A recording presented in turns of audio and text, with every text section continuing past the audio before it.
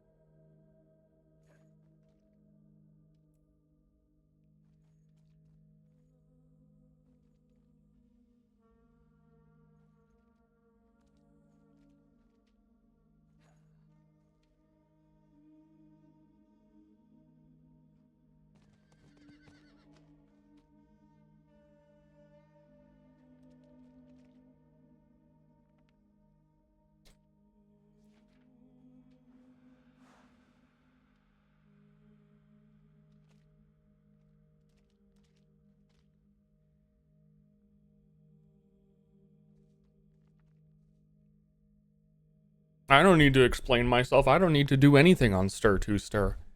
I can shit my pants on this channel. No one's gonna know. Nobody's gonna have any idea. Do whatever I want, whenever I want. I could even listen to music. Maybe. Does this game have music? I haven't noticed. It is done. Knew it. Different, this one. Oh, I gotta blow my nose 40 times before a stream. What the frick?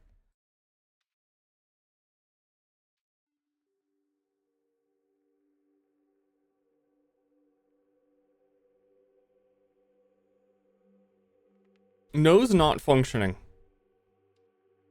What the frick? I believe the game has mild Tristram ambience.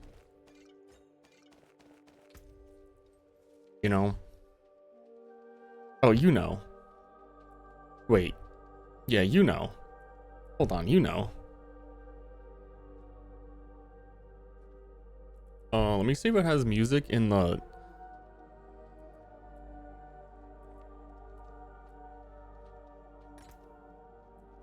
The onslaught of the infinite infernal, not infinite. They are finite. The infernal horde is finite.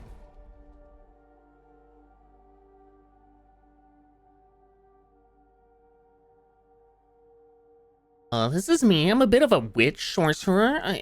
One of the things that I think has been good about the season is that they finally let you specialize into a skill. Where before you kind of just have to do exactly what the skill tree told you to do, and there was no moving inside or outside of that.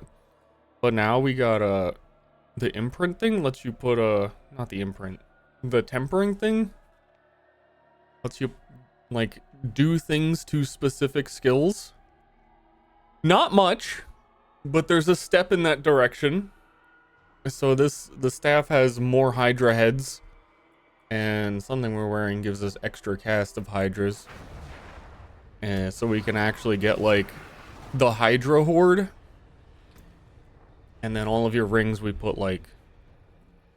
Well, a lot of these had Hydra damage, but there's also just conjuration damage, which is more broad. You know what I mean? Hydra lucky hit chance. So like every single item can just have... Well, not... Your weapon and all your amulets can have an offensive one that just lets you focus on something. And then even these were able to get Hydra lucky hit chance. And then fire damage over time. And then 2 of these have the lucky hit stun and lucky hit slow. So I just put down a shit ton of Hydras and they have a chance to slow and stun things and burn things. And you couldn't really do that before. Before it would be like, oh yeah, he's super loud. Now I remember why it feels like there's no music, because he talks over literally all of the gameplay.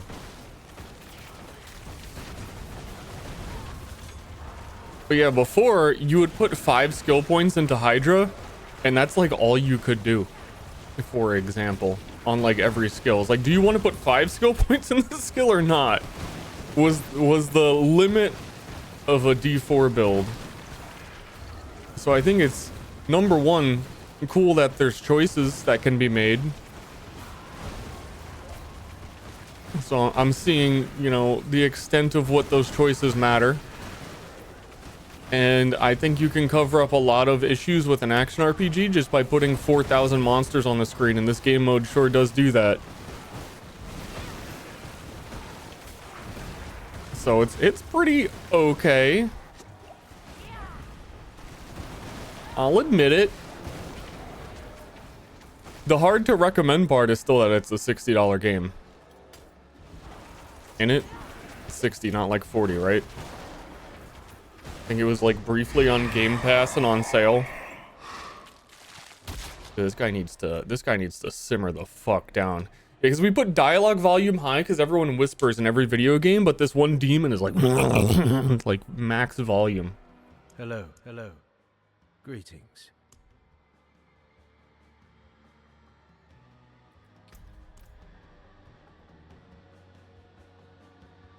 PoE summons was so bad. You guys have like a whole narrative.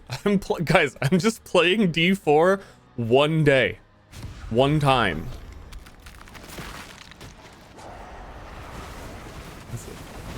It's not like not a defining characteristic of my identity to not be able to change my opinion or thoughts about a video game. And to draw a line in the sand. You know?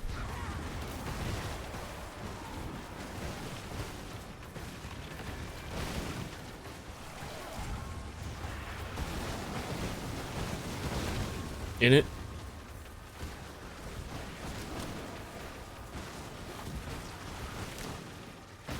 One brain cell.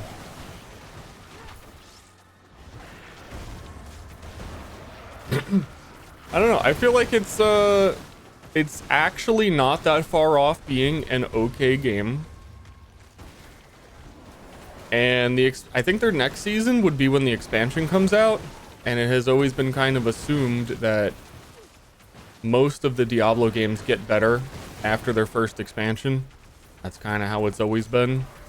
And I feel like if this season is the first one where I feel like, you know what, it's actually sort of kind of coming together, then I think that sets up the expansion to be good. Funny you're using summons. I mean, sort of. These aren't, I wouldn't say Hydra's really even a summon. They don't have hit points. They're more like the equivalent in PoE would be a totem, and totems in PoE are good. But also I'm drawing the distinction because totems in PoE are not minions. Don't you know that? Don't you know the difference?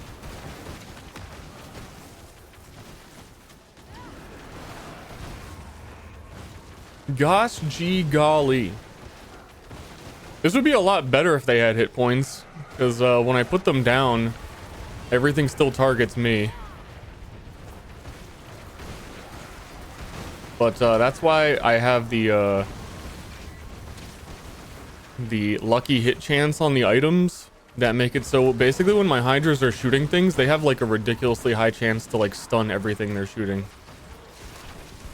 Because that's like my only defense. Is can my Hydras kill them or stun them?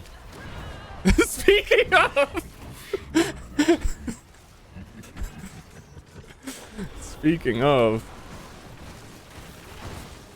And then sometimes teleport. Sometimes this zone is summoning these like the ballista skeletons. Nothing in here is like too scary because I can run away from it, but I'm getting one-shot sniped by the ballistas. I think it spawned like 3 of them on top of me.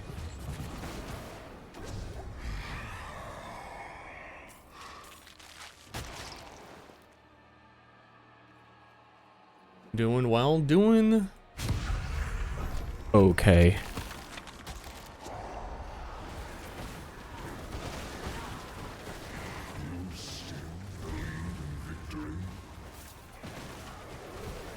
I'm still believing in victory out here. Like a damn fool mortal.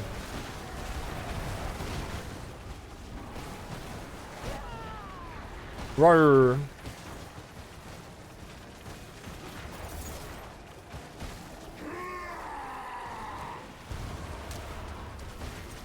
Yeah. So what I would like to try and maybe do this D4 stream, because there are for the first time ever choices that can potentially be made. Hold up. Is trying out the other conjuration skill, which is the ice swords, which has always been bad, but I think they buffed it a ton last season. And in this game mode, I think if you spec'd into it, it would be really pretty strong. Because basically it is, you summon swords. When the swords hit things, they have a chance of applying vulnerable. When they apply vulnerable, they reduce the cooldown of you being able to cast the sword again. There's no limit on the amount of swords you can summon, though they have like a duration. And from what I messed up around with it a little bit in here, you could just chain summon them over and over and over and over again, because it's like always summoning things on top of you. You don't need to like move to the next group. So I'd like to see if you can get, you know, like 10,000 swords in this arena. Dude, my nose. I hate noses. I really kind of just want to get a new one. You know what I mean? I think it would change my life to just not have a nose.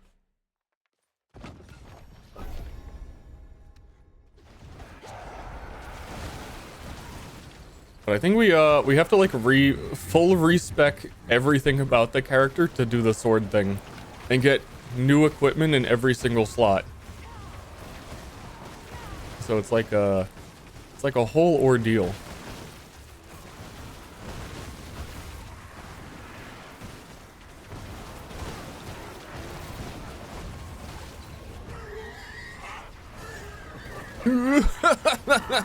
Wasn't I was remembering one of the previous seasons, I think it was season 3, they also had a demon who laughed funny at you, and it was my favorite part of that whole season. Where you'd walk, oh yeah, when you'd walk into the traps and the demon would just go like, he was so proud of himself. You didn't see that, did you? This one not as funny, but it sounds like the same thing.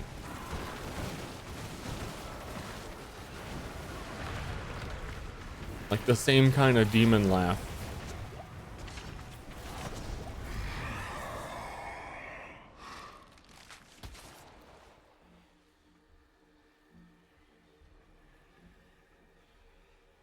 Clearing throat 10 times. Elites are unstoppable. Can't do that.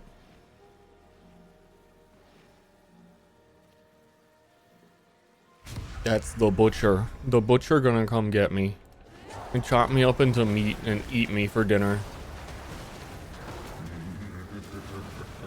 And there's a good chance he eats me for dinner.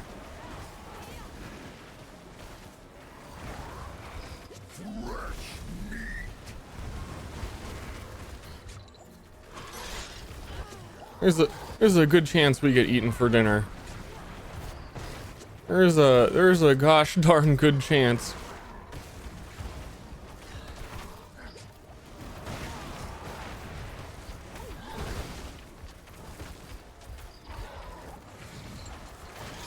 There's a gosh darn good chance.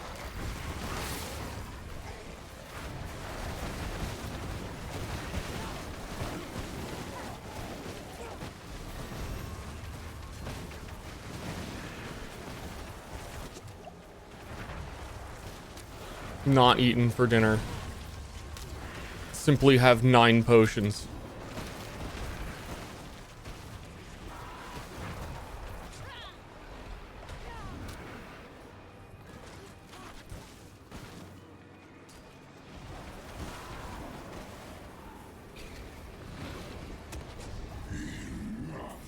Butcher lost weight? Did he? I mean, I think D3 Butcher is real chunky. So yeah, I guess. Though it's weird that he lost weight and height. They got a full downscale.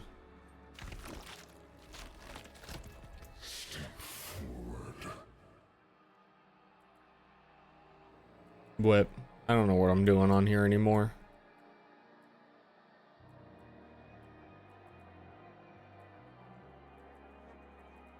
Willpower?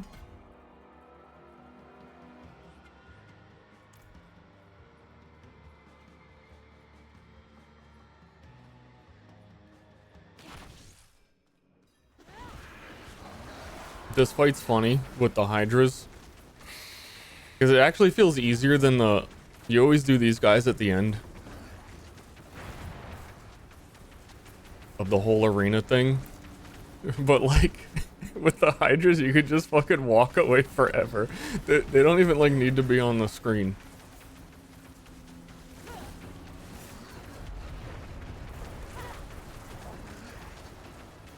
They have Hydras too. It's fine. I'm gonna do a lap.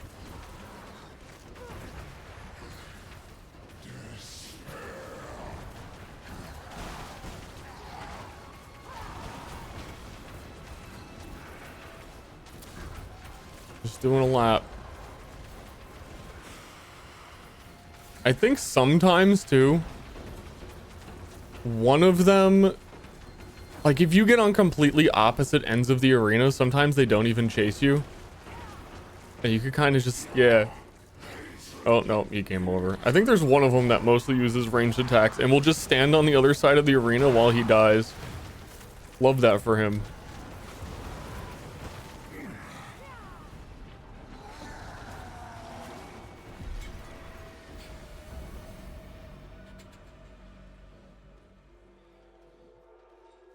No one has explored before. This is actually the highest level character I've had in D4 ever, even from like the game launch. Though I think that's partially because they sped up leveling so much that I probably had way more playtime on the actual release. How many mom's gifts do I need now? I don't know. They stopped counting. Or at least they stopped telling me. Loot.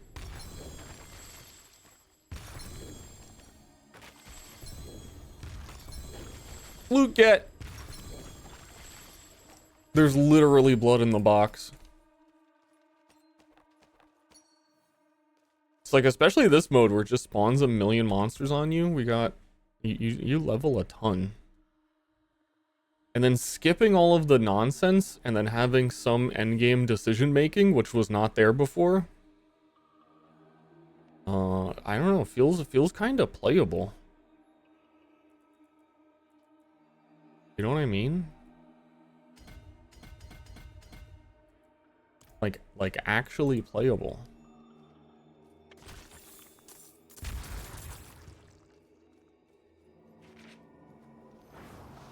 Game's actually finished now? I wouldn't say so. I mean, I do think that this makes me optimistic that their expansion will actually be good. I think that'll be a significant push towards me being able to say, you know, D4, not bad.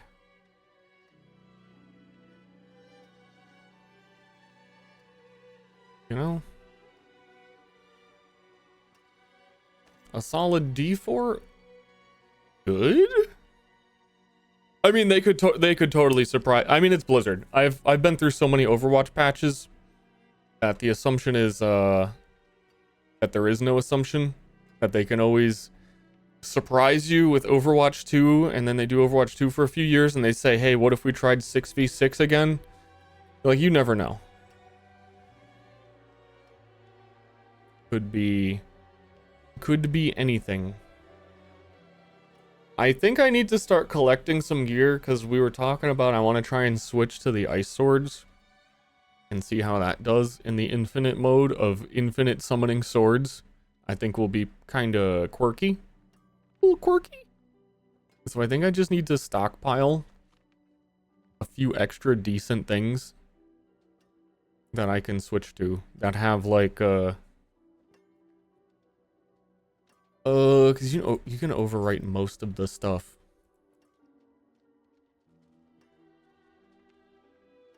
Like even if it's just like base level junk that we can rewrite the imprints and stuff on, then we could probably switch pretty soon. I think I would want, I think by default things can reroll conjuration damage as like an actual stat. I don't know. Yeah, I don't know. Yeah, I don't freaking know.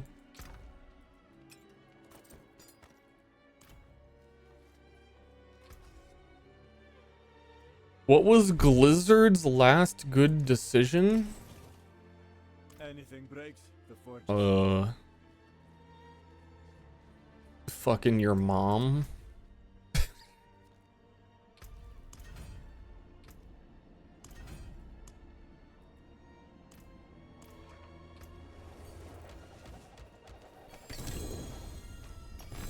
Not cool?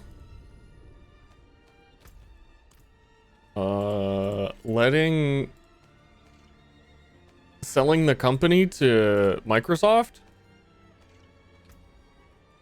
That was pretty chill.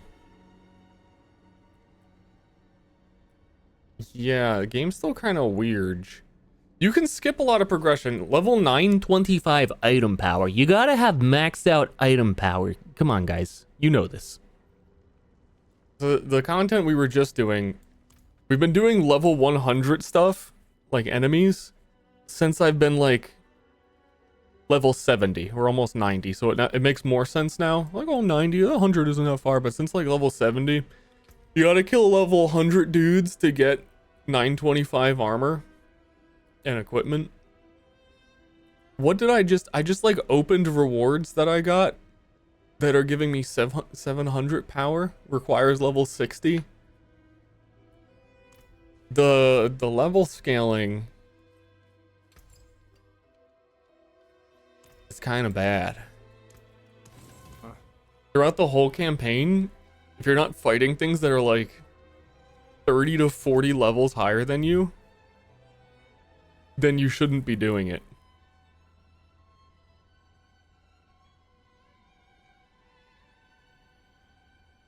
But I think it's a pretty quick fix band-aid to a few things that probably get smoothed out. Again, man, see, you know the assumption? Can't trust the assumption. I'm gonna go into... Why do I have a head? Wait, when did I pick up a guy's head and put it in my bag? When did that happen?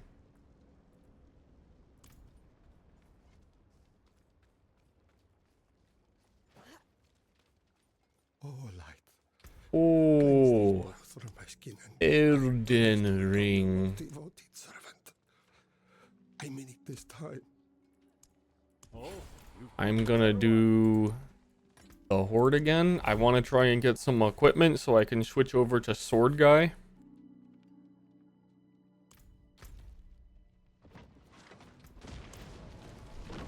And once again, the issue with the level 100 thing is all of the open world scales to you, and if you're not a level 100, the world isn't a level 100, and by the time you're level 100, you're gonna want the world to be like level 130 or 40, I guess.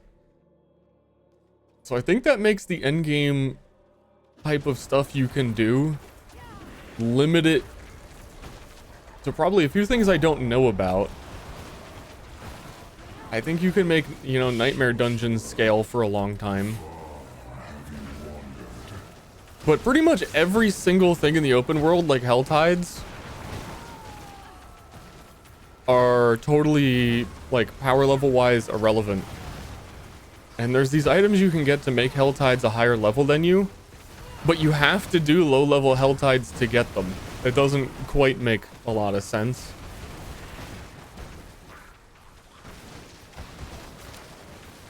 as I adventure around the zoo and learn the rules of this zoo.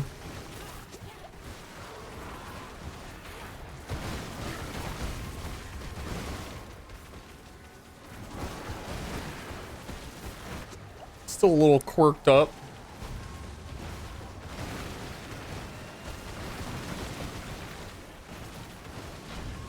Though I think as you add more to an ARPG, it's inevitably quirked up. Like, I mean, I could point you to a million things that make absolutely no sense in PoE. So there's a forgivable amount of quirked up.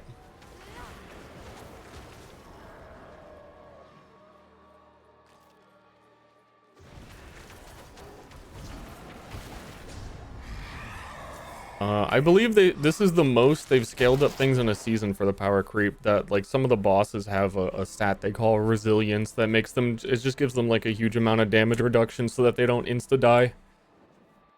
Which it seems to be that it is still power crept, but it's not as bad as it was. That I don't know. I'll continue to see, because again, this has actually been the highest level character I've played, and I don't know where the progression goes anymore past like a certain point and how strong you have to actually be. I know that there are several more tiers of this game mode, which is the new Infernal Legion thing that's new this season, and this is already quite hard for my character at tier 3, and I think there's like, I don't know how many there were. There were a lot.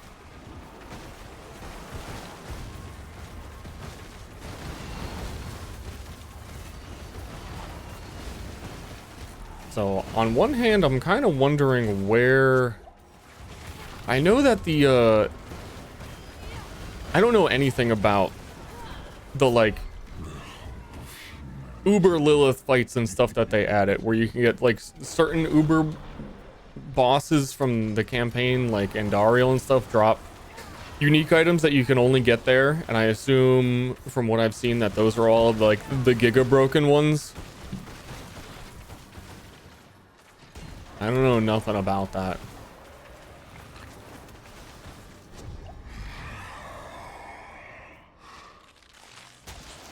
Torchlight character uses none of the right gear and insta kills everything. Torchlight Infinite, unfortunately, is also quite easy until you get to like time mark 8, at least. I'd even say currently time mark 8-1 is quite easy.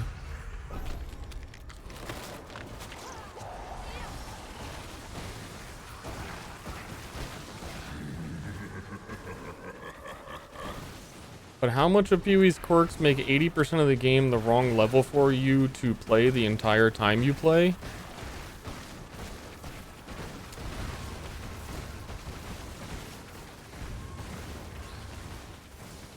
A decent amount.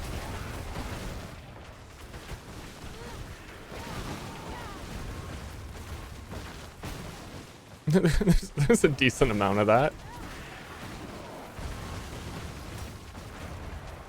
I could point to several examples. It's not quite as egregious as an open world that scales everything, but a lot of the open world in D4 is so irrelevant that it's barely even a thing anymore, so like I'm not even thinking about it or considering it.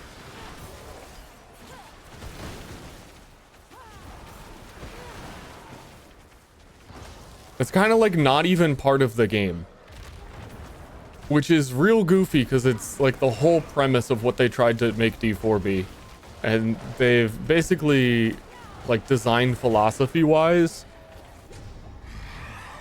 kind of acknowledged, like, oh, it's all kind of pointless. Let's just, like, pretend it's not there. Which is probably, for the game they're making now, better.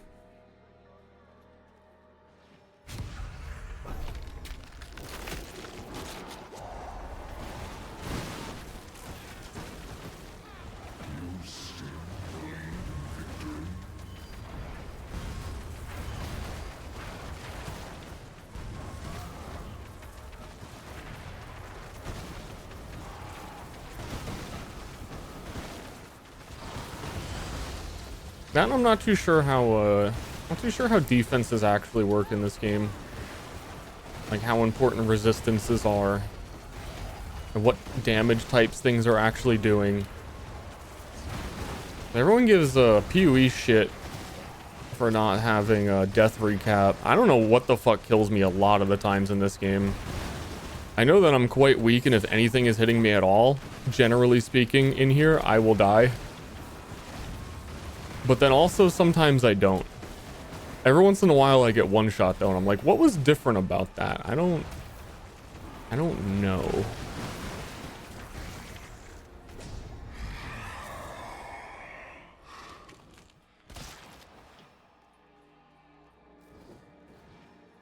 Still need to ride your horse for a minute every once in a while? Yeah, whatever.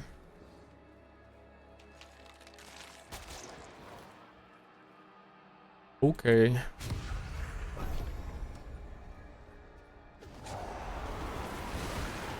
Still gotta backtrack in PoE, leap slam through a delirium after you finished it to pick up loot.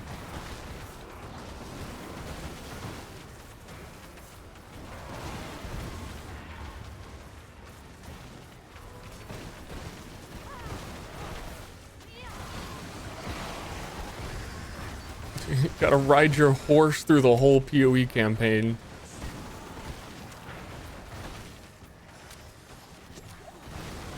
Same thing, different horse.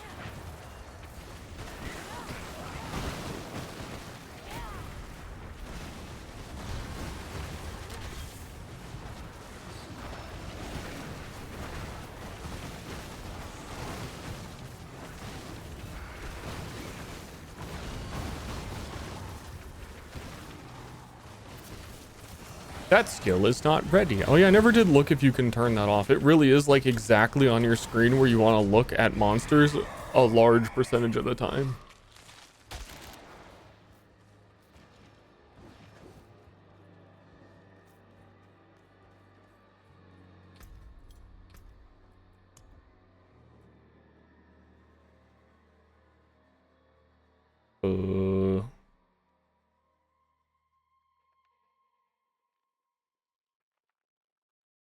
Show combat text. I think that used to didn't be an option, that it would always show you the word like fortified over and over again.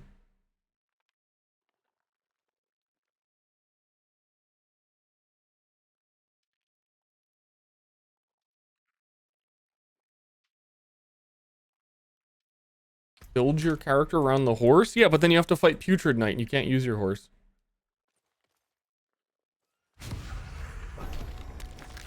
So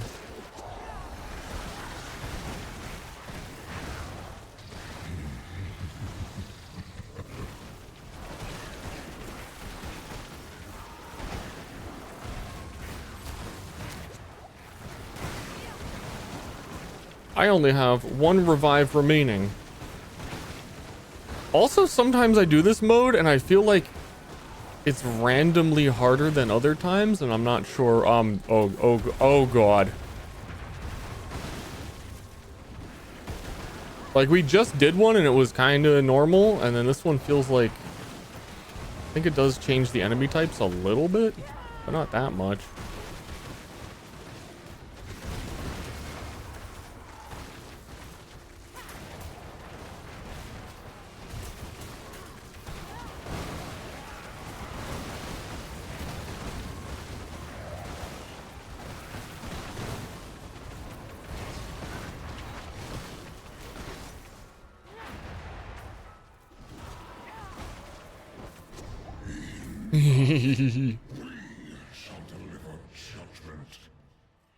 What's with demons and meat? I was actually thinking about that last night when I was playing.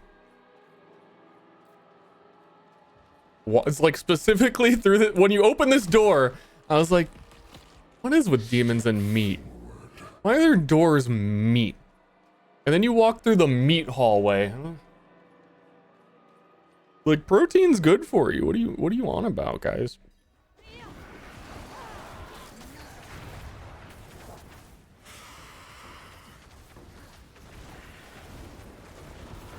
If I switch to the comedy sword build and it's awful, I'm actually interested enough in how the game is that I want to make a rogue. A little rogue boy. Is I think you can forgive a lot of stuff that's bad in an action. This is the my like permanent example. Because I would say this about Last Epoch before. A lot of how bad Last Epoch is completely forgivable once you get to a certain point in the campaign and the mob density gets high enough. Like once there's enough monsters on screen and you have fun skills to deal with it, there's so much where you can just be like, yeah, it's not that big of a deal.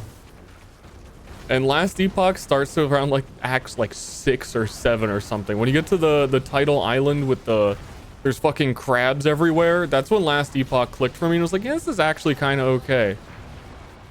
And it's just like this game mode just puts so much shit on screen fighting you that it's like, yeah, well, you know what? I've got fucking how many hydras? There's just a lot of shit going on. This is pretty neat. Same with D3. Yeah, kind of. I think if your game isn't like super great, just putting a million things on screen solves 90% of the issues. And they have power crept how much mob density there is in this game. Like, if you look at season 1 or the beta, it is like 20 times higher. Which is hardly an exaggeration. There used to be one dungeon people would do over and over and over and over and over again because it was one of the only ones in the game that had any amount of like actual monsters in it, and they nerfed it because they were like, well, that one had too much. Dude, the Giga Thorns helmet.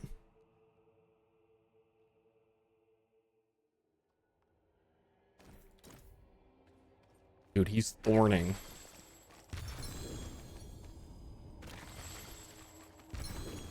Which is weird because on the other hand, I feel like D4, I would actually want a ruthless mode like PoE has. But I want a freaking solo self-found. When you go to do a world event, that could actually be kind of difficult for you. But it's like 30 levels under your level right now, which I assume they could... Dude, if the world leveled up 30 levels higher than you, current patch, it would be good scaling. Which seems like an easy thing they could change. I don't think they're going to. But the point I was making is when you go to like do a world event and there's like 7 other people randomly spawned in with you that you like didn't agree to party with and they're all just killing everything in front of you, fucking is a big part of ruining the open world. And to not have like a solo mode in this, like you can't...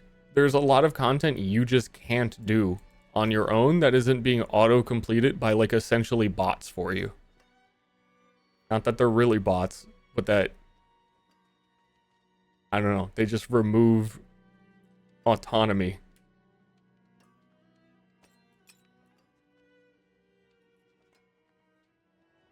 Again, we're just trying to collect any random generic decent...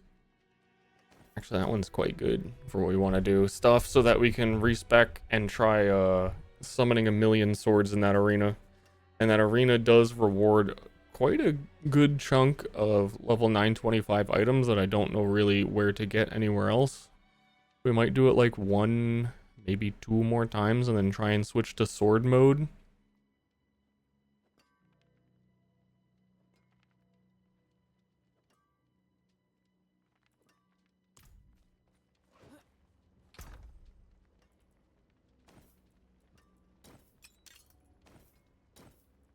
That and I don't know if there's any uniques that pair with it.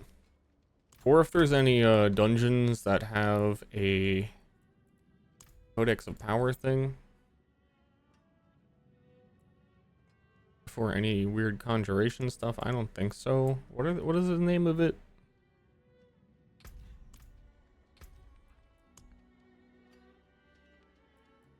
The frick are you? Ice Blades?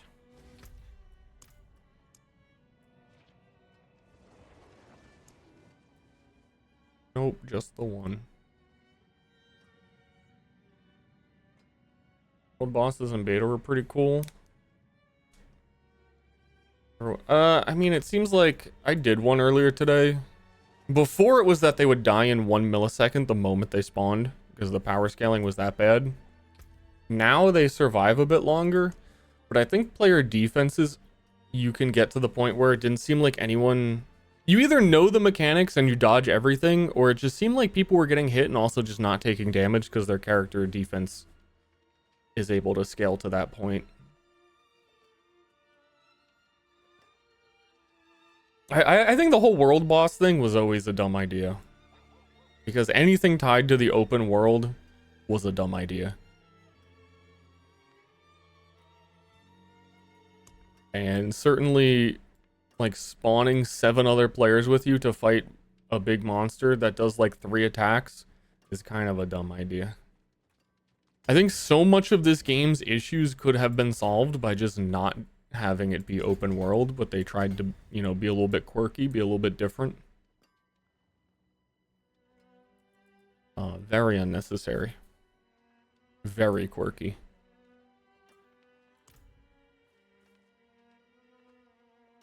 They certainly would have had a head start on making a good game if that was not done that way. And could have had like a legitimate campaign.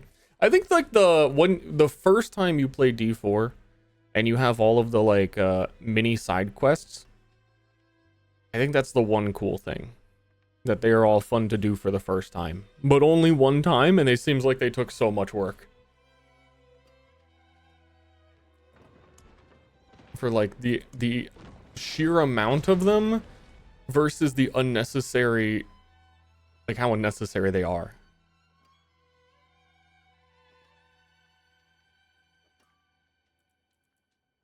In it.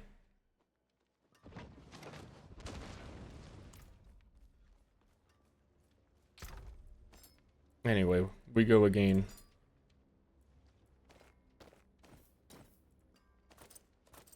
I also, hold on, I'm just like seeing how much stuff I'm actually gonna need.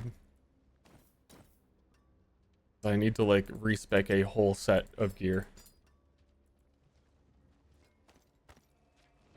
Need like a pair of pants, gloves. Pants, gloves? Is that it?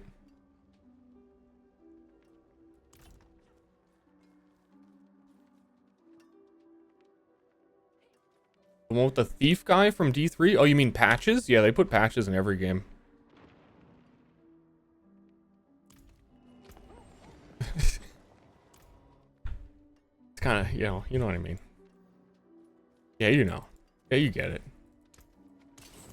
Yeah, you know. There's a whole bunch of, I might need to Google here. I doubt there's a single person watching me that knows a goddamn thing about this game, right?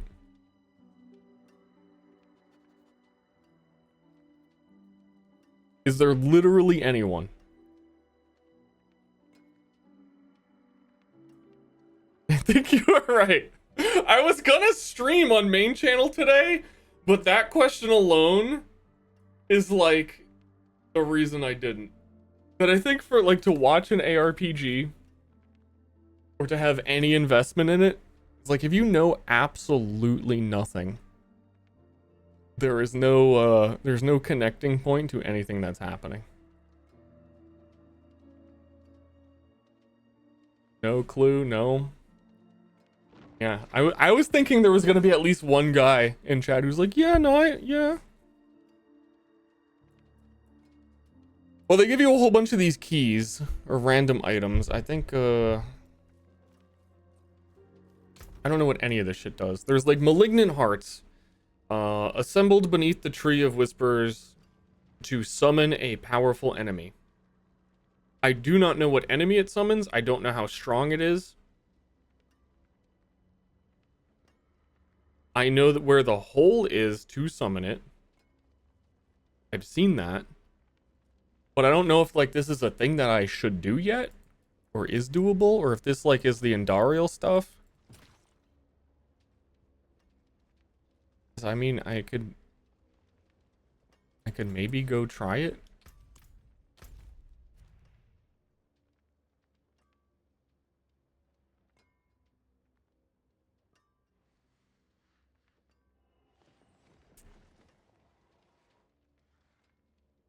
But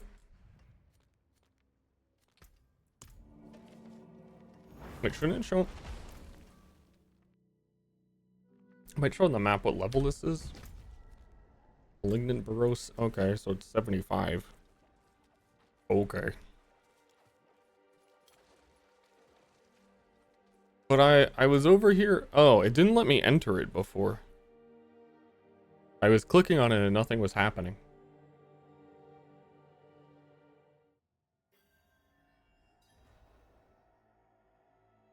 Scared away any D4 knowers? I mean,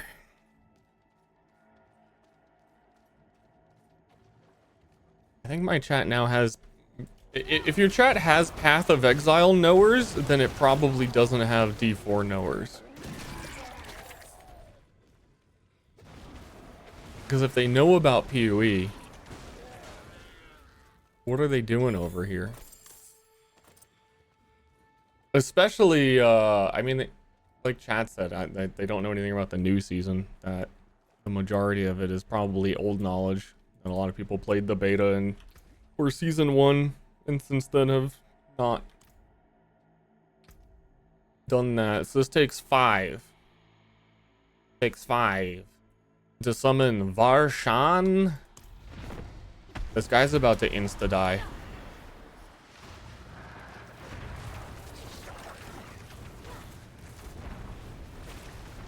I don't know what he's doing. It's not hurting me. That's what I mean about this. I feel like I got hit by every single one of those and my health didn't move. Okay. He drops a mucus slick egg, which is merged in the graping crevasse to summon a different powerful enemy.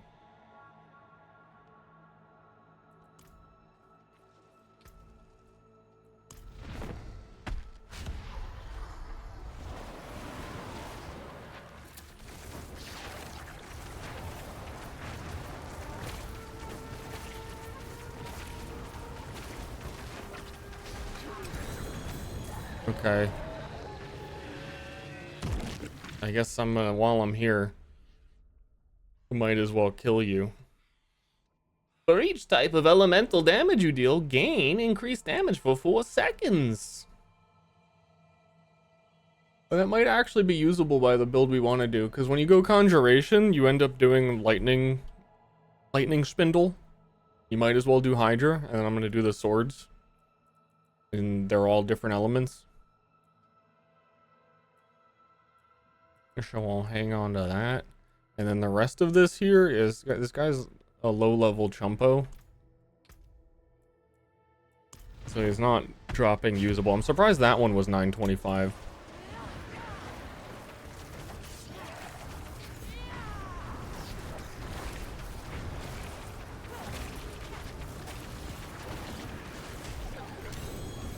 Fucking chumpo.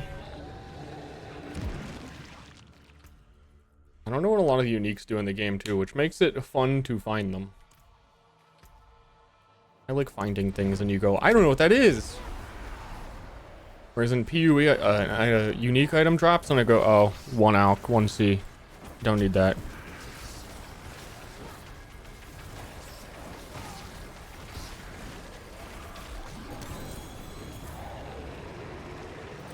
He knows too much. A pair of pants with the double upgraded thingies. I did need a pair of pants, but it's a level 850. You can't. Oh, level 850. Dude, actually, the item power thing is annoying. I think that connects with the current Path of Exile season. Added new item level bases at level. When you start doing like tier 16, tier 17, there's a new base item type that is just better than the stuff you could get before, which is normal throughout the campaign. But I think that leap in current PoE is the same thing that annoys me about, like, oh, you dropped an 800 power item in D4, it's useless. It's kind of the same, especially on League Start. It felt really bad in the current PoE season to be like, should I upgrade this item or wait until I get one of the bases later? Because I'm gonna speed run and probably be there pretty soon. So now I guess I'll just suffer for a bit. Well, well.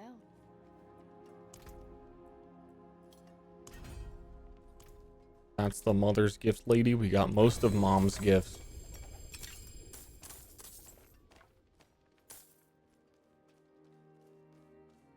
South of Gay is cool in Kyrgyzstan. I don't know that I want to do what I was worried about is that I was going to do one that was too high of a level and not be able to do it. I think I'm still dying to, like, I'm getting one shot by a lot of things. Pants.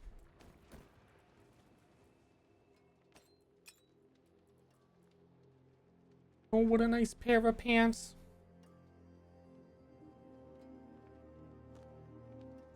What a nice pair of boots. Actually, though, oh wait, I haven't done this yet. I don't know how this works. This is a good opportunity because these boots look actually usable. The masterworking of unique items upgrade. All affixes increase by 5%. Does that mean their actual values or their total values? 9.5 resistances to all elements goes up to 10%.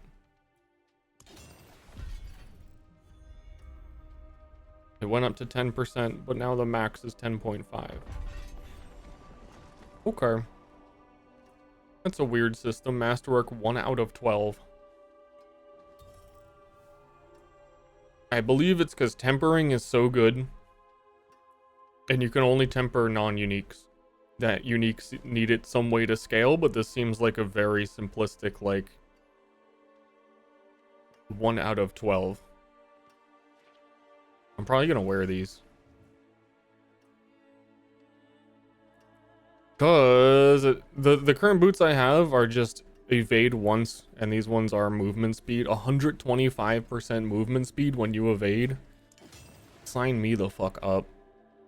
With movement speed on it, and movement speed, and movement speed, I'm gonna fucking zoom.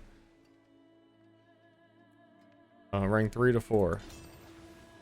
Is there a failure chance? Oh, dude, are you MMOing me? 1 affix increases by 25%.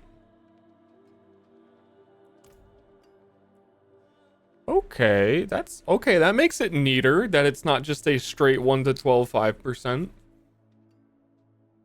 I'm down with that, and it needs ingoliths earned from deep inside my pits. Sniff them and see your future.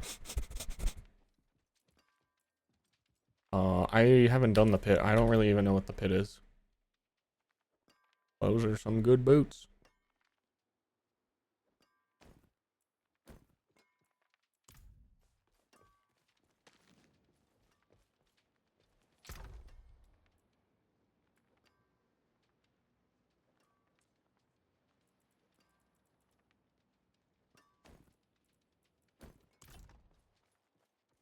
I think I know where the pit is. I think I ignored it because it was one of the weird, like... I think it's there. One of the weird, like, leaderboard things. Or is that something else?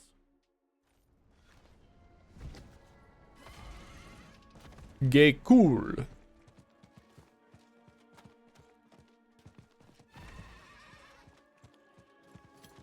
This was the Horn of Trials. What is this? Slay monsters to collect proofs of might and boost your score. Yeah, this isn't the pit. Earn the weekly reset boost bonus. Can I just do a really shitty one and I don't think I don't care about the reward, I don't think. Use the portal activator that can be located in Cigar. Yeah, I see, I'm reading. I'm learning multiple things simultaneously. I'm absorbing. Where is Cigar?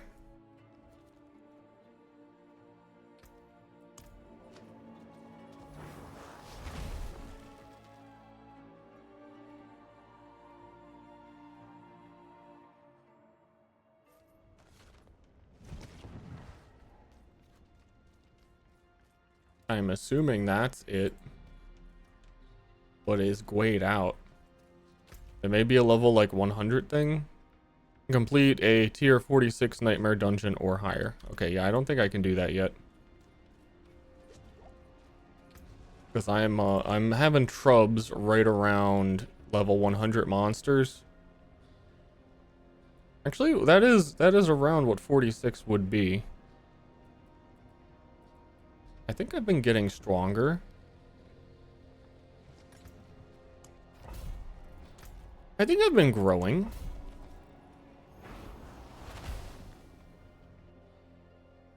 I know this one isn't 46, but I'm gonna do a simpler one because I think my glyphs are all pretty underleveled. Can't handle the smelly pits. Let me get in there. I think especially because, oh yeah, this is actually, last time they're kind of blowing up. I think Hydra lets you cheeseball a lot of shit too.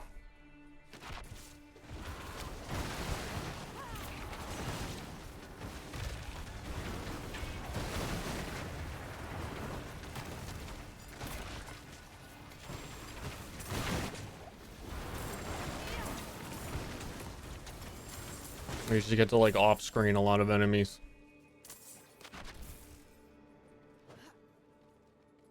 I'm so fast now with my new boots. A little bit of a speedster.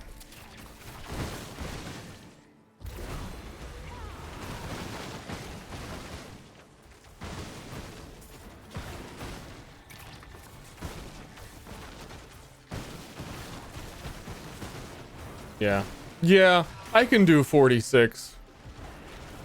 When my freaking lightning spear is killing everything.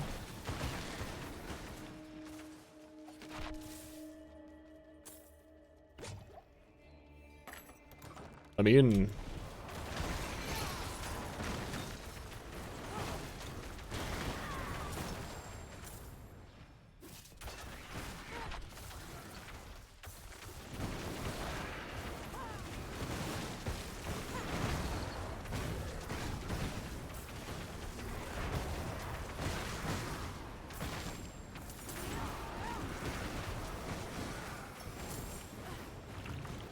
I simply need more hydras.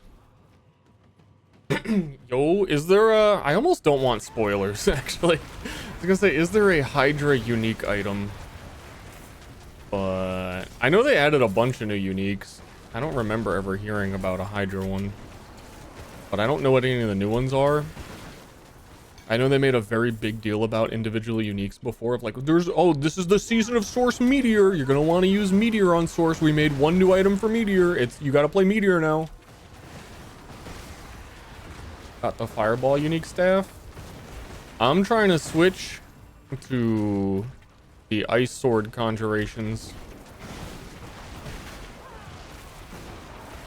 But also Hydras are cool. I don't know, D2, I've always enjoyed a Hydra. Just, I don't know. I guess I do like totems in PoE. They're like minions, but not. You don't have to deal with all the bullshit minions always have to deal with.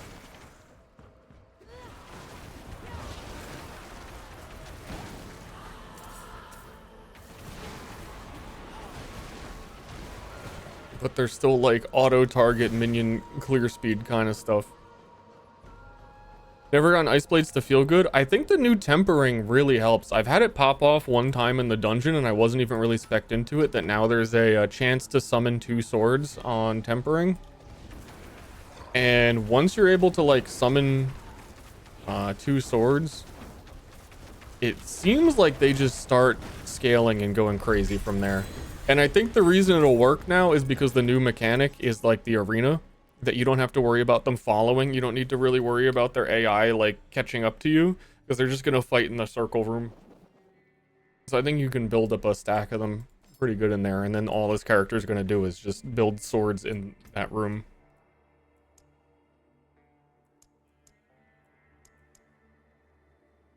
And stuff like this, conjuration skills have increased duration, probably helps a lot. I think there's other tempering options for them as well that might increase duration. But I know that in the past, I agree, it has been very difficult to make them even slightly usable. But I think there may be some ways now.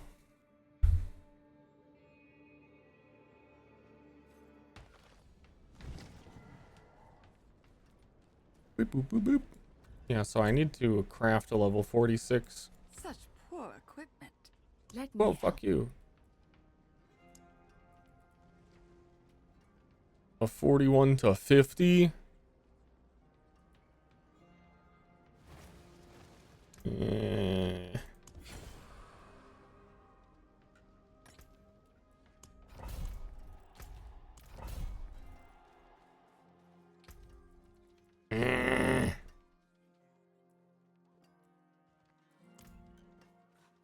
My skill is unmatched. You'll see.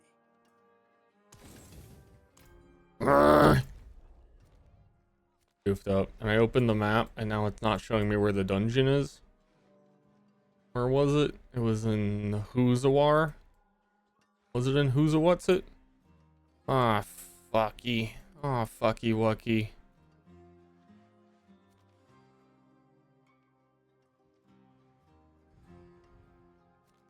Blind.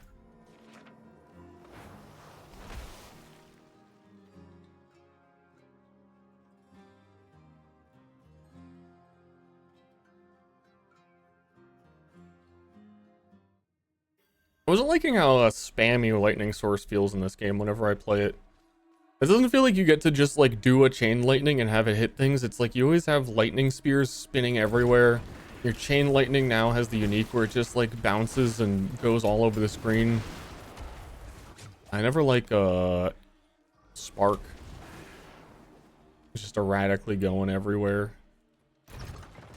I like the arc flash, but then it also kind of just evolves into you use the cast random lightning spells on hit and stuff.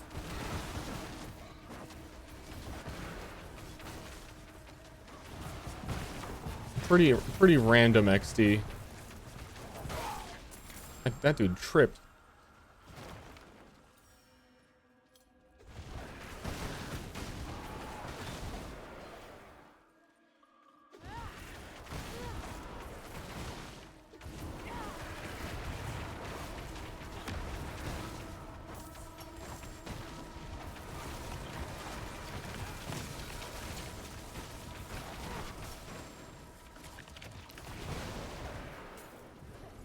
I always forget to pick up their juice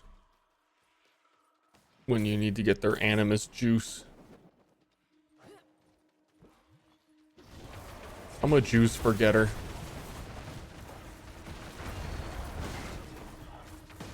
But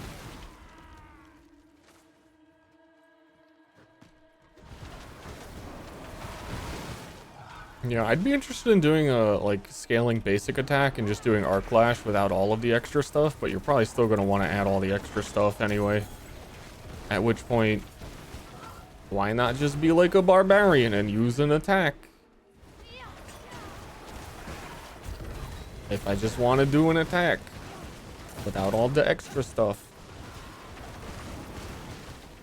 I am very, like, I assume tempering is neat that they actually have modifiers to skills now, because it does make me think like, oh, I bet you could do so and so on X class and That would be cool to be able to do choices. Like basic attack bow rogue. Because I know Source has a bunch of like chance to shoot 2 fireballs when you attack. Which helps make your attack speed feel really good. And then just like that same, if Rogue has that same thing, that would probably be pretty neato. Metamorph where you had to pick up pieces. Dude, like how Ritual, I know it's not the same as Ritual, but I was spec'd into Ritual this league and I still can't fucking be asked to remember that I have a Ritual by the end of the map. I'll get into the start of the next map and be like, wait, fuck, I didn't do the Ritual. Every single time I realize at the start of the next map. Oh god. It's just they give you like an auto loot pet now. We get a little doggy that runs around and picks up like gold for you. So especially with that now, when like a monster drops the quest to Animus stuff, I'm like, oh no, it's good. Dog's gonna get it. I don't need to interact with anything.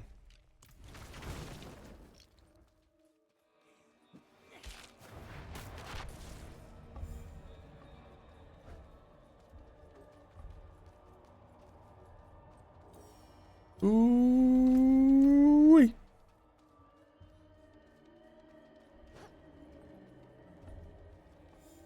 Wait, did I want whoops. Whoops. Whoops. Whoops. Blizzard, this dungeon was too confusing. Can you please remake the dungeons? How do you get the dog? I think it gives you a quest in Kovashad. And the quest is just pet the dog. And then I pet the dog and you get the dog.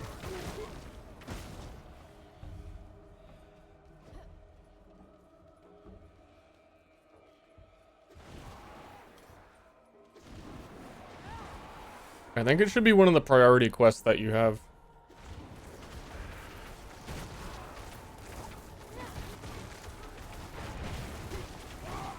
I didn't realize that that was a thing too. I was probably like level 74-ish when I was like, oh, I guess I'll go pet this fucking dog. I don't know why it's telling me constantly I should pet this dog. Fine, I'll pet the dog. And I was like, oh man, I should have pet the dog earlier.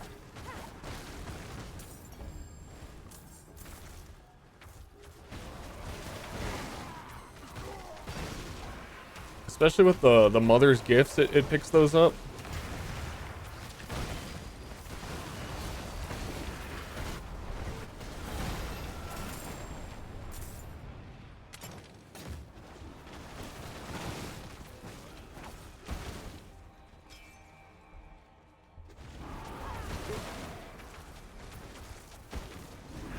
Yeah, I think if you already have him, you have to equip him in the wardrobe. There's a tab for it.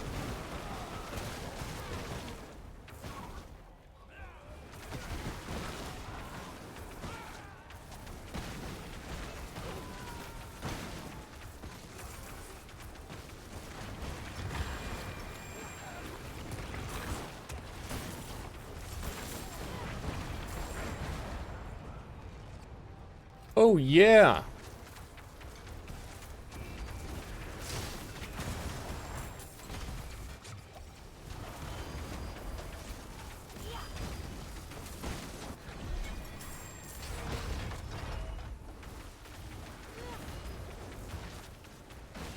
Wait, why'd that door open?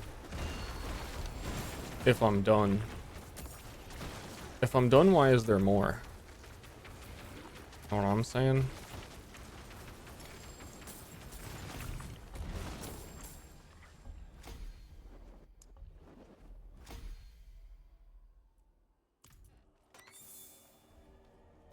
Oh, it was one room. It was one room with a chest. Never mind. Dude, what the freak is going on here? Your skills gain critical. I gotta sneeze.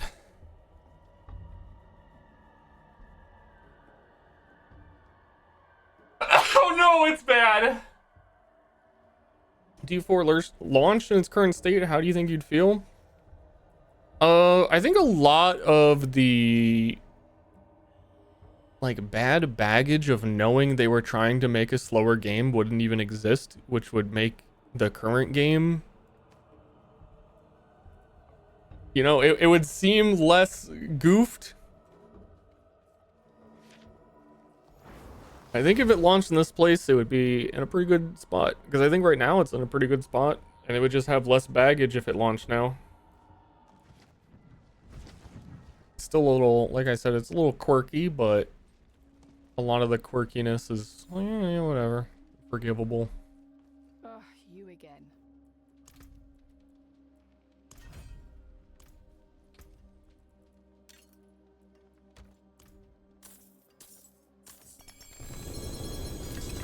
Oh my god, he's rich. What the fuck? Dude, did you just see that guy? He dropped a Lego. Yeah, I don't think on launch they'd be like handing you 4 million legendaries. But just because there was like no content. So they had to slow you down. It's the only way.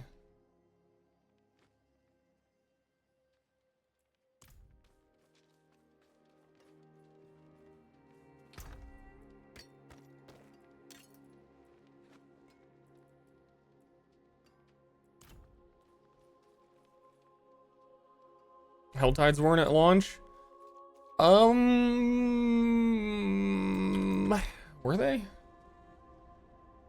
I think they were. They weren't in like one of the betas. Yeah, I think they weren't in the beta, and then I don't know, like early on they weren't there, but then they, I think before launch they were. Something weird like that. But their implementation, like they're not what they are now. There was barely any monsters in them before, and they had like a 30-minute cooldown between them and all that kind of stuff.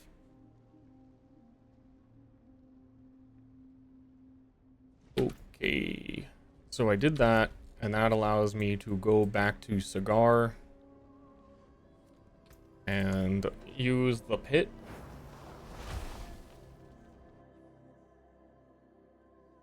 I also remember them making a big deal about Grim Favors, so that wasn't in at launch. Or that, no, that also was in launch. So I'm remembering a lot of the news that we had during the beta when the game like wasn't fully out and they were teasing endgame. So I think they were, at that point they were just teasing Helltides and Grim Favors and they weren't in the game yet.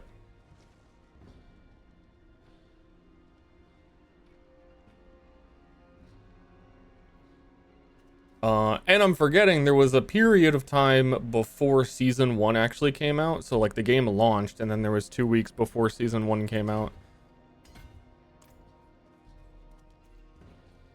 And it had a lot of that stuff in that in-between time. I was put 2 potions down. Okay. Show me your pit. Tier 1, Obadixite. How many do I need? It says 3. I have 0. I thought I just... You need a rune shard?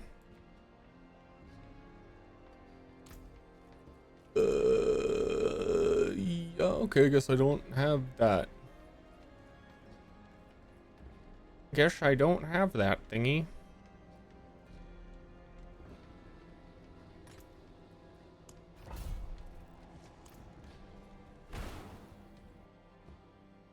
Whoops, I didn't mean to walk in there.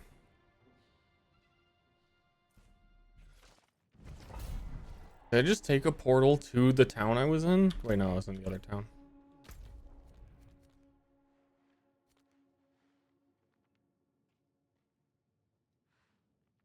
Is there any point to like legions now? I did a singular one because it's on the seasonal journey.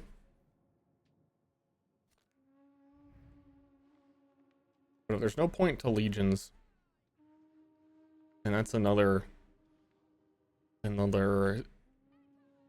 note on the board of the open world and world events don't really have any purpose.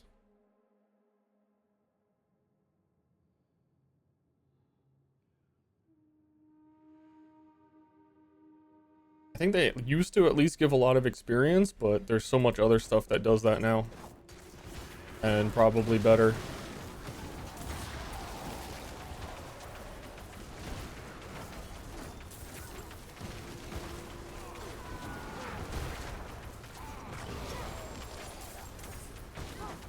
These guys are quite fucking healthy. I think these are the same level as the last dungeon, though sometimes they get the shield under the health bar. That means I can't hurt them. Still like a simpleton going with the shield mean I don't hurt them as much. Obviously.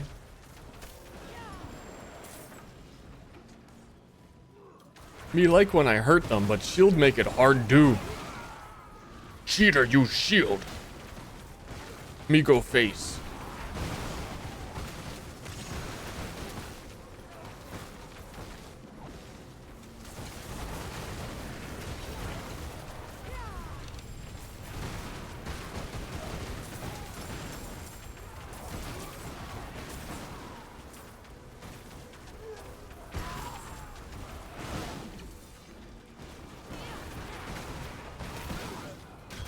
Alright, I'm here to destroy obelisks and chew gum, and I'm all out of gum. So where are these obelisks?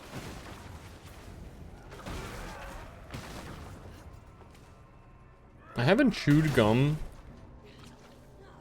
in actual years. Apparently I've been out of gum for years. I'm a fraud. I'm not chewing bubble gum. What am I talking about? Why is he pretending?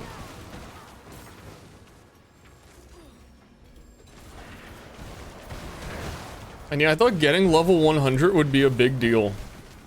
And I definitely wouldn't do it, and it would take forever. It really feels like you just, especially in the Infernal Horde, you level so fast. What, gum flavor? I don't know, I think I'm a simpleton again, just like mint. Normal mint guy.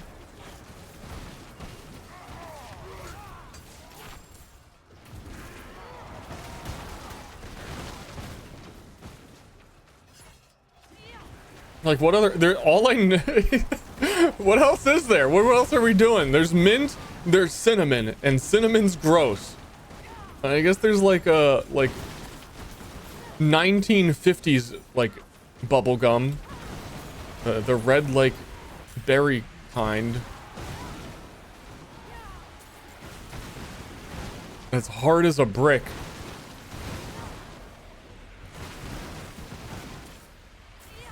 So not that.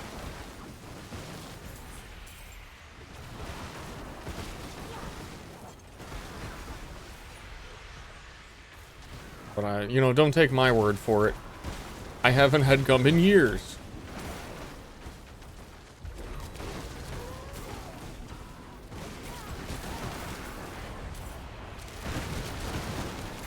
Dude, these guys are so oppressive.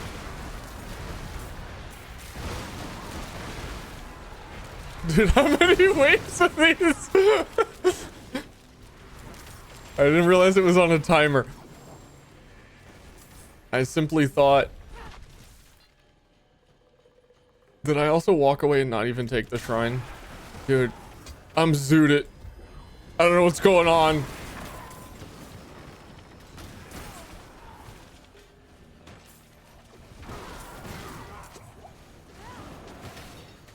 This is fucking gazoinked.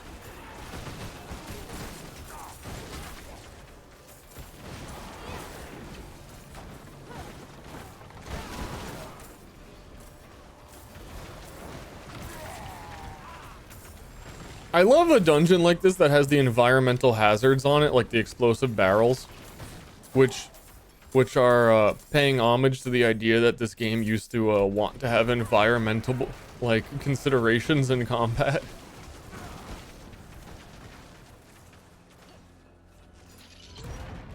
Oh yeah, players are gonna dynamically be worrying about, like, where the barrels are and, Yeah, this enemy has a shield and they're gonna need to flank it. Maybe you can like knock this chandelier over.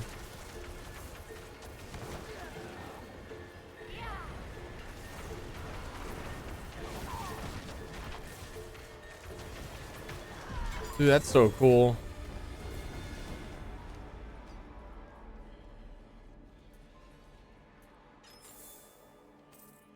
Obols. Hey, do you guys got any fucking obols?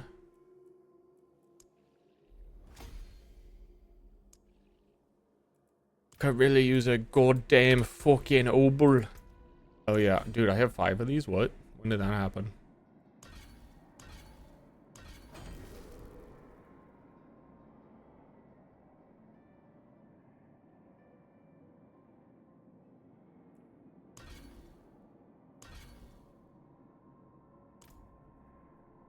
You know what?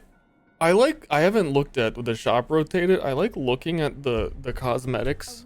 I'm an art enjoyer. I like aesthetics.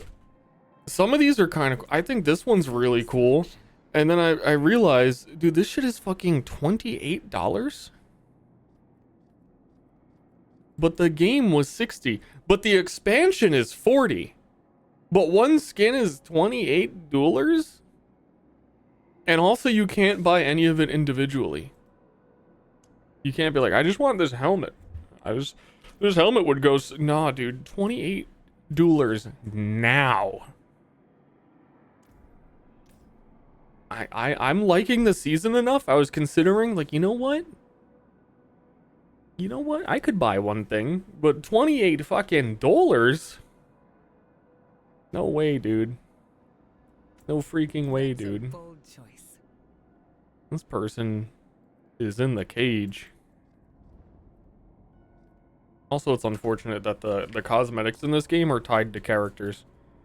They're like, damn, dude, this would be sick. And then you don't play a barbarian. You gotta be real committed to barbarian, dude. I see. Dude, she's so bloody.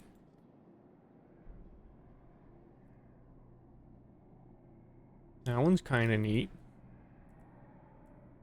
I think I didn't go in order and now I'm all goofed.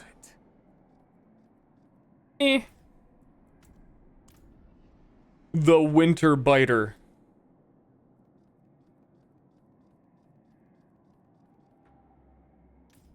How does she even see?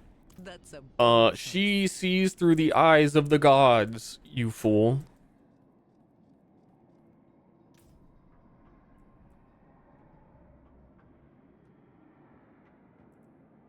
Holy shit, the ancient Hydra.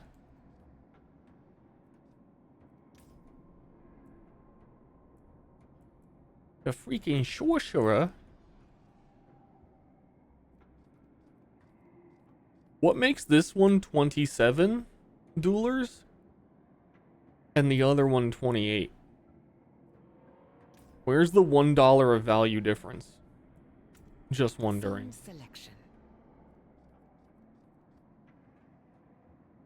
You spilled sauce all over your dress. You got pasta sauce all on your dress. I like that one. I like the helmet. Usually bone helmets are way different shape. I see. Oh, little baby. Yeah, put that on the back of the blood dress. How much side boob is visible? Dude, you get some crazy. I don't know. Some of the free ones, you get some significant side boob. Is this for Dawn? That's cool. That's a cool crossover. That's a bold choice. Spike Man. A little spiky. Also a little spiky. Man, barbarians are... You can't hug these guys, huh? See. He doesn't seem like he wants to be hugged either.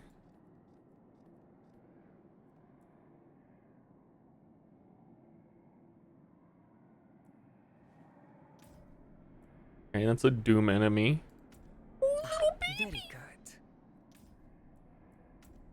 Oh, the walker in the woods. Dude got lost in the woods, and he became the woods.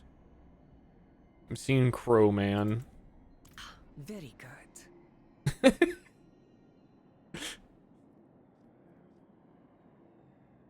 I like this one more than I feel like I'm supposed to. He's got spoons! He's got a necklace of spoons!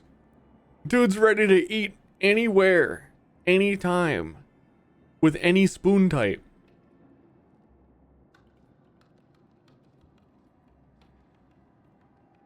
On screenshotting the spoon jewelry, so I can ask for a birthday gift. Powerful calling. Yeah, huh? I think as always, Necromancer's getting the neato stuff. Sound selection. So safe. It's the Joker. This is what this is his wedding gown. Very good. Okay. All right. You kind of look like a bit of a goofball in this. They think they look cool, they don't.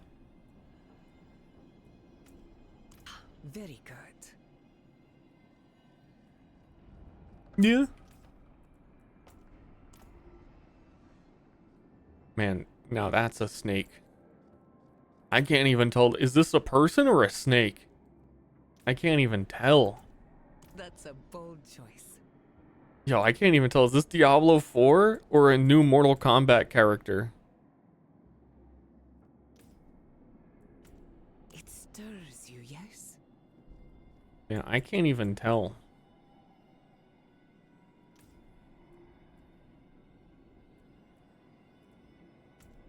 Sound selection. $12 horse beads. Oh, it doesn't have a tail. They fucking gooped its tail.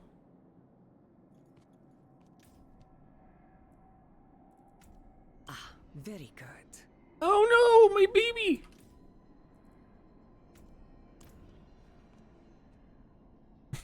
Slay.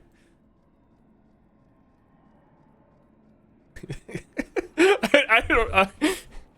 This thing is I don't know. It has like a whole personality. Bohemian, astrology obsessed horse. You got 300 platinum. Is there an in-game way to get it? I may have it from the season battle pass. No, those are locked behind premium. I feel like I saw a free one. I think because I bought the original like deluxe edition, it gave one free battle pass. And I think maybe in that battle pass had platinum. I don't really know. That would be my best guess.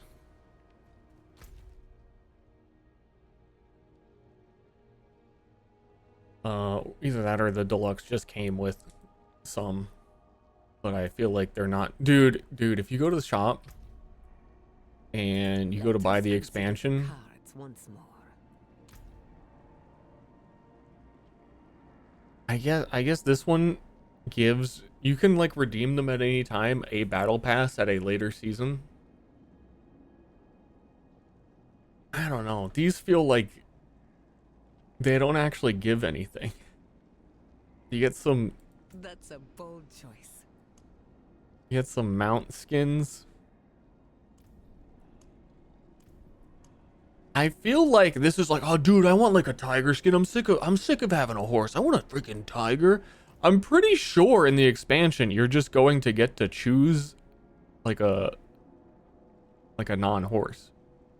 Like that's just a skin of the war cat that you get. That's not a tiger? That's a tiger. Shut up.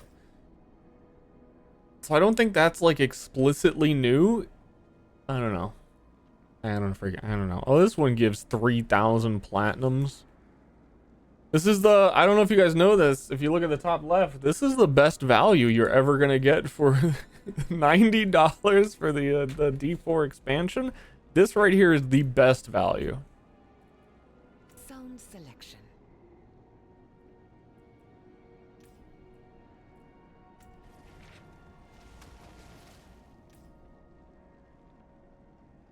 It's funny. It's a little funny to me that I'll be that incredulous about all of that and also have like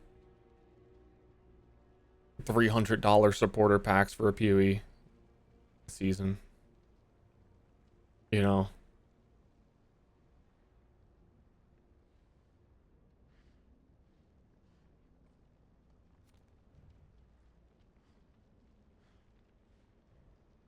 Yeah. Well, the thing with PoE is that it, like, some of the PoE armor skin things are just as bad in terms of how much they are individually to buy. But you're able to buy like a $30 supporter pack at the beginning of a season that already comes with a ton of shit that gives you the equivalent amount of $30. So you get like air quotes double value. It's like if I could buy before the $28 a pack of like 3 skins, and then I'd also be able to buy a skin in the shop in D4. But you really just get the one skin.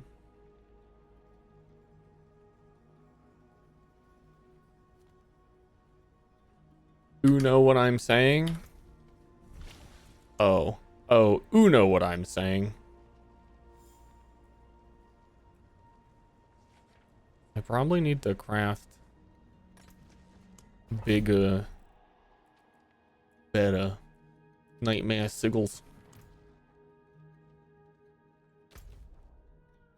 Plus it carrying over to PoE too. Yeah. No, I'm just saying it's because of the way they bundle stuff, it is a lot better value. And it feels better when the game itself is free. But D4 selling the expansion pack for $40.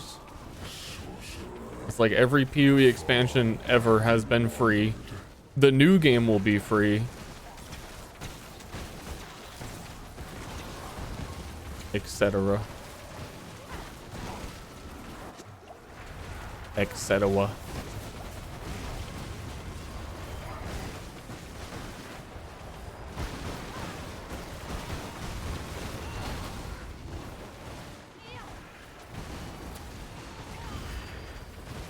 How are they carrying all the microtransactions over? PoE 2 is still like on the PoE 1 engine, and they've been consistently updating PoE 1. So you can still, like, with the development like cheat console, you can be in Path of Exile 2 and like load a PoE 1 map. They said it all still exists inside of PoE 2, which is kind of weird and surprising because like they should be separate launchers. So it might be like a lot of bloat inside the game files for that to be true. I think that's why they have a lot of the new like dynamic loading technology stuff where it only loads shit if you actually see it. But yeah, originally they intended to upgrade everything to be PoE 2 quality standards to port it over. They kind of went back on that and said like, yeah, all of the microtransactions will carry over, but we're not going to go back and update the older ones because it would just be like a monumental amount of shit to do. Because that was when they originally were supposed to be the same game, and they're not the same game anymore, and it got a lot more complicated to do that, which is a little disappointing. There's actually like a lot of older PoE 1 cosmetics that I enjoy way more than any of the newer stuff because they're a lot more simple, but their models are just so outdated and the textures on them are like hideous compared to everything else.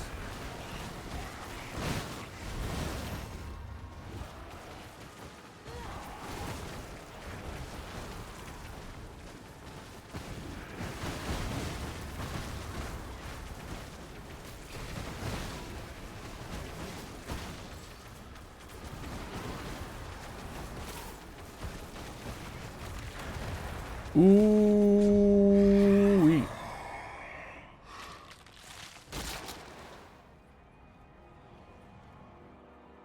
Giving Half-Life 1 weapons in Portal? I don't know anything about that, but it sounds similar.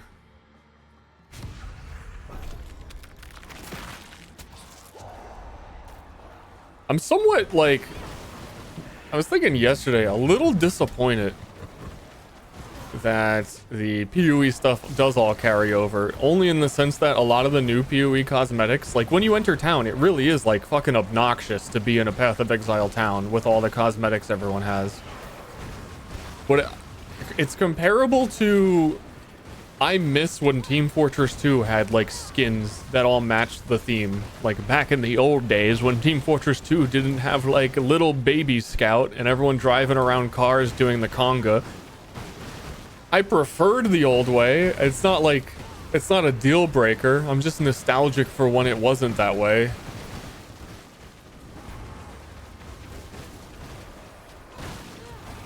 Like, one of the ancient old skins I have in Path of Exile is the, like, Western cowboy guy, which is just, like, a dude in a hat and, like, a shirt from, I think, Breach League? It's still one of my favorite cosmetics. You get to be a cowboy. Yeah, yeehaw. Nowadays, it would be like, oh, you're a cowboy. And whenever you pick up items, a dust devil spawns over the item. And whenever you defeat a rare monster, what the fucking, the ball of, the grass ball, what do they call the wind ball rolls across the screen and crushes the rare monster. It's just all this extra shit. Like, dude, I just want to wear a fucking t-shirt. Are you kidding me? Tumbleweed, yeah, sorry, wind balls. Lately, I have been, it is my absolute weakness lately to think of the names of things. Things that I normally would be like, yeah, obviously I know what a tumbleweed is. I know the name for tumbleweed. But I've been noticing a lot in PoE that, like, I'm like, oh yeah, use that one unique item, and I could name every fucking stat on the unique item, its image, what it looks like, where it drops, when it was added to the game, and I'm like, what was the name of that item, by the way? I have no fucking idea. Just the names of things are completely eluding me. It's like, I know when it was added. I know all of the, like, patch notes it has ever received all over the course of, like, 5 years. I know what builds it's been used in. Cannot remember its name. Which makes, like, when you want to check something on it really annoying. So, like, oh, I'm going to Google it. Wait, what is it? Fuck. With Stormcloud? Yeah, I don't know what the... Stormcloud. It's been happening for, like... everything. I'm breaking. Can disable microtransactions on people. I don't think they're ever gonna do it though. Like, a lot of people have asked in PoE 1 that you shouldn't need to go into a town when you log in. Like, you could just go to your own hideout. But it's kind of like, well, we want you to see all these people with the cosmetics.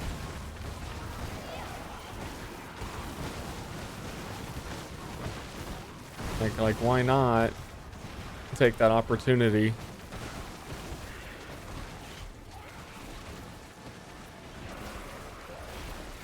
But PoE has a lot of really cool microtransactions that I think go above and beyond what a game would normally do. But on the other hand, a lot of them that they have made are like, you pay money like to be annoying. It's pretty much explicitly cosmetic annoyance of other people, which apparently a lot of people want.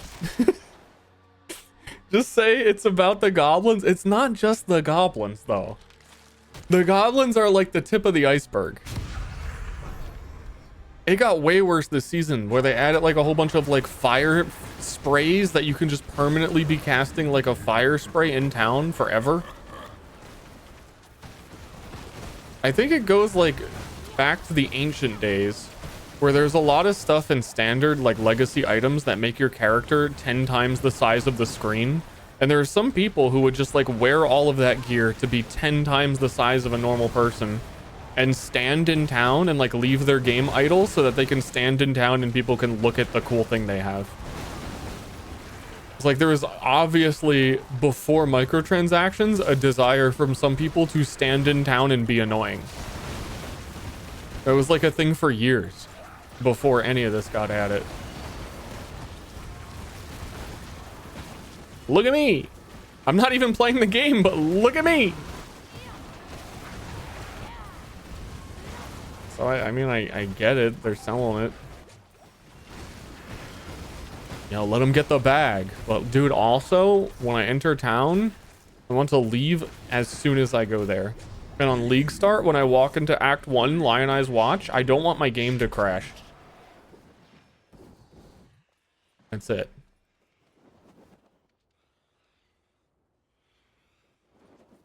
Oh, we did it.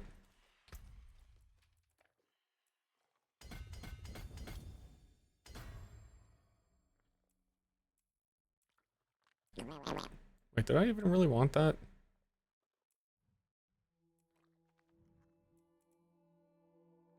What is a fucking enchantment? By the way, I haven't seen the enchantment tag. I could take like 2 seconds. Enchantment? Enchantment? No keyword for enchantment on the skill tree here. I would have assumed that like ice armor would have counted. It says oh, enchantments are the extra bonus things that Source gets. Wait a second, that's really fucking good then. Hold on. Wait a minute.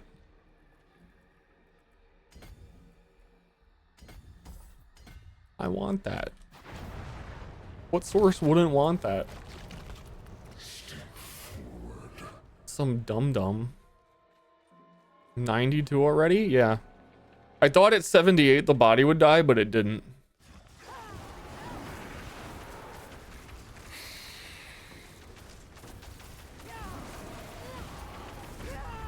But yeah, leveling's been real fast. Like, every single one of these survival rooms just gives you like 2.5 levels, I want to say.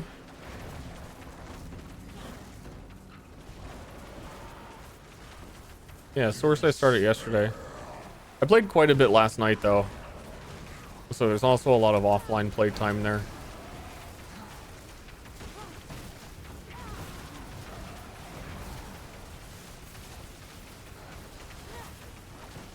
So I think knowing everything I know now and also having some of the stuff unlocked to like, I do think I want to try a rogue in this season and see how laying down 1,000,000 traps in the survival room feels, because I just think it would be funny. I think it'd be really fast to level another character now that I know things. They haven't talked about PoE 2 endgame at all, have they? They said it'll basically be maps. They've been trying to avoid talking about it though. And they said it would be a lower power scaling initially than the other games. So like they're saying you shouldn't expect Shaper or Maven, and that maybe eventually those kind of characters could come back. They're like, you know, not a never say never thing, obviously, but there's no current plans to have Shaper, etc.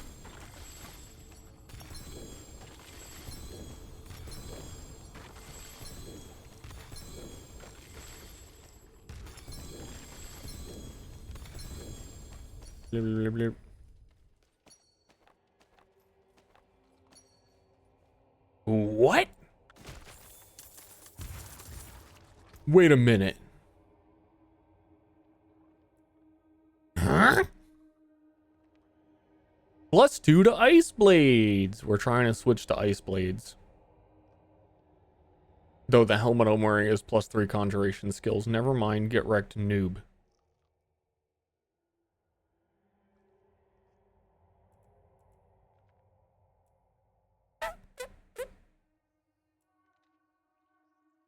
So I'm looking for any. We're still just collecting I think that was all we got. A decent set of gear that we can just swap over and try and put all the ice blade stuff on and see how it is.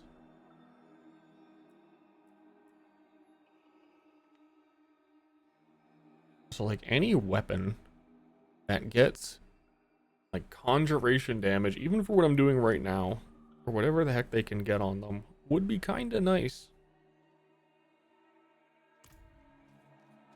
How come I ended up swapping off chain lightning? I don't really like lightning in this game. Like I was saying earlier, that it all just like is like a whole bunch of random shit bouncing around your screen. And the only reason I really did chain lightning is because I knew that sorcerer got a guaranteed unique at a certain point of the game that benefited chain lightning, so I thought I'd at least try it and see if I liked it, and I didn't really like it that much. And I have pretty much always liked hydras in the Diablo games. Let's put salvage. So, oops, it's hydras again.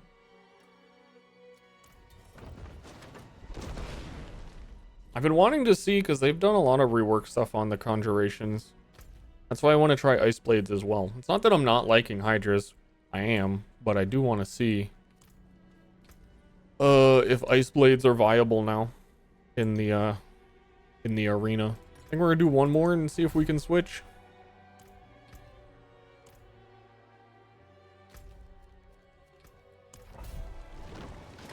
I don't know, I'm close to 100. I almost feel like I should just get 100 and then do it.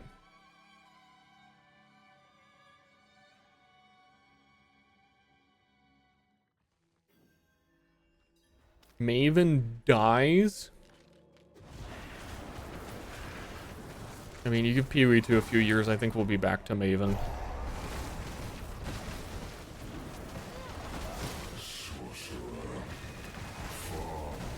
But the endgame boss in Pee-wee 2 is probably like Viridi. Shit. I don't know about endgame, that's probably like end of the campaign. Hydras seem to be doing a lot. Well, yeah, all my equipment is to boost Hydras. All of the other skills are kind of cosmetic.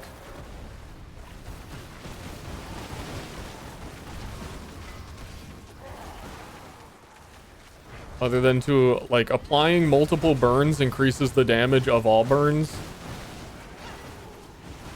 But otherwise, like, everything on me is for the Hydras.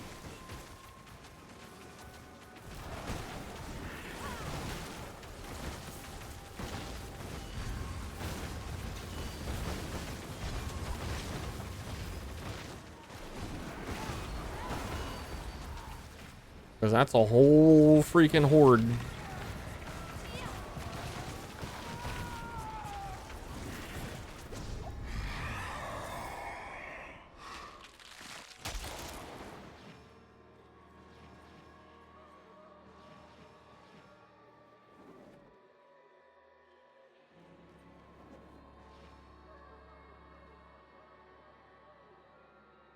Whip. Whip.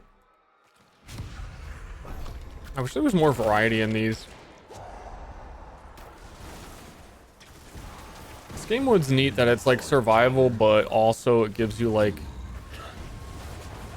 extra objectives to do during it. So it's not just stand in the center. I feel like with just like a little bit more stuff, it'd be that much better.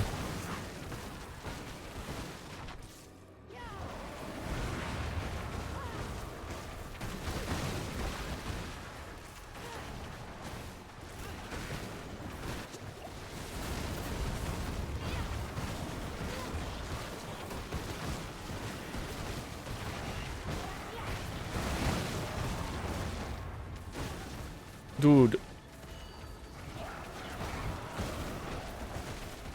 Dude. They're all freaking blowing up, dude.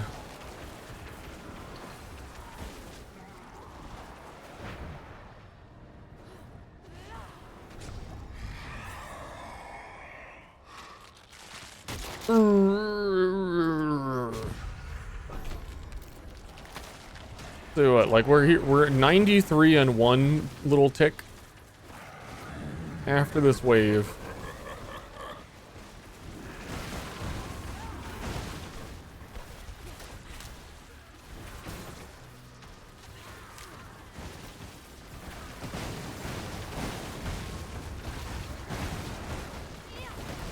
Actually haven't like paid attention to my EXP bar during any of this. I just know that a lot of the times when I finish like a full Infernal Horde, it's like, oh, you have like 7 Paragon points to put in.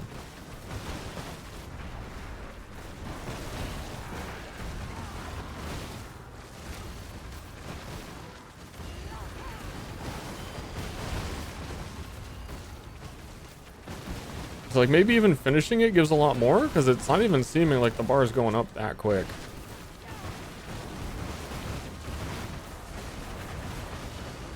That's where I guesstimate that it's like 2 levels per Infernal Dungeon, and I think you can do these in like pretty quickly, like 10 or so minutes at most to do like a full one if you're quick about it, like clicking these and stuff. Especially I'm sure if you were on like an actual juiced build of whatever is good in D4 these days. I'm kind of just picking skills that I thought were fun. I don't know how optimal Hydras are. They seem good. It's probably... I know Frozen Orb this season. I've seen a lot of people running around with that. And I know they buffed it. Frozen Orb has seen like crazy.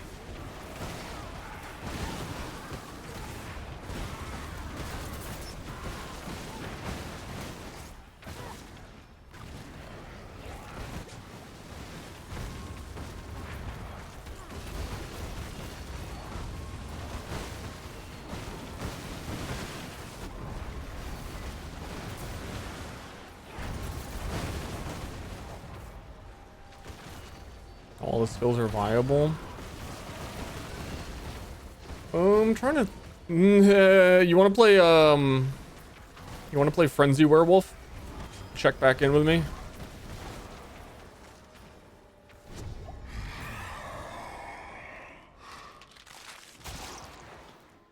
I mean, on Sorc... Well, dude, Sorceress gets carried by... The enchantment system is like the best skill thing in the game for a particular class. There's a good option for everything so they can do a lot of stuff. It wasn't really the case before that everything like wasn't very good. I think now they're in a really good place. I know they got buffed a lot this season and they got a lot more uniques. But even just having when you kill an enemy they explode is, dude, you know, Explodey always wins in a RPG, especially when you have this high of a mob density. Explodey wins.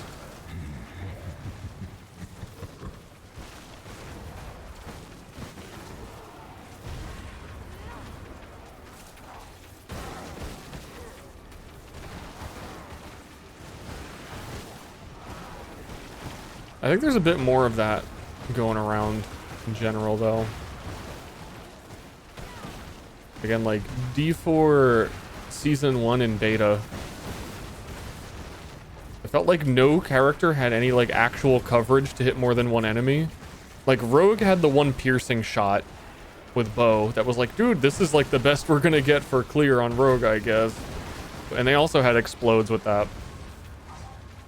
Everyone else was a little stinky, but now even Barbarian has the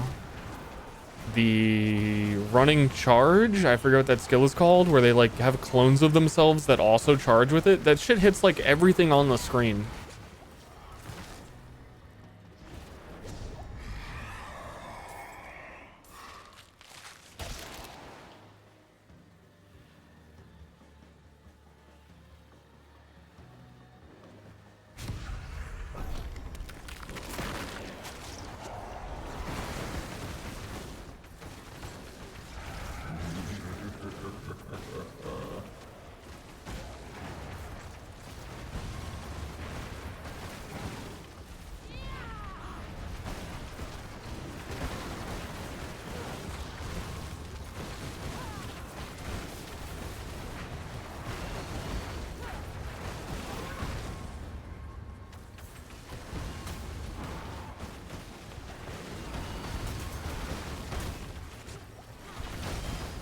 Oh, jeez. Oh, jeez. They're really trying to kill me.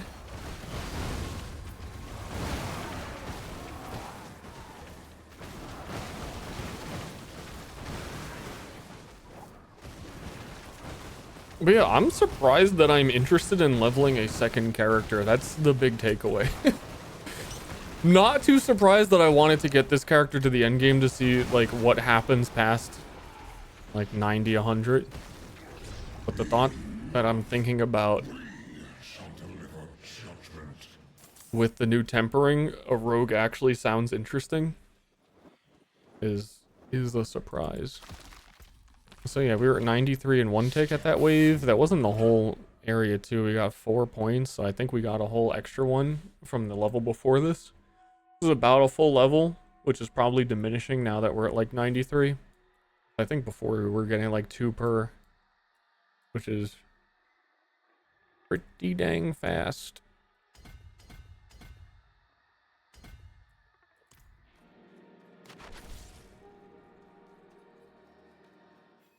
I also like there's a lot of stuff I liked on Rogue. I mean, this goes for all of the classes. There's a lot of stuff that I thought were individually kind of cool, but the inability to focus on a skill more than 5 skill points, and if you were lucky enough that that skill had a good imprint from a legendary item, that was it. It was like equip the one legendary affix that you can use. That's your character. And tempering makes it feel like you can like specialize a little more. And that alone is like, well, it'd be interesting to specialize the traps on Rogue, or I don't even know what kind of tempering the other classes get. But I love the kick skill on Barbarian. I think kick is awesome. If there's a good tempering for kicking people, I'd be down. Probably not this season. Am I gonna go to World Tier 4? I am in World Tier 4.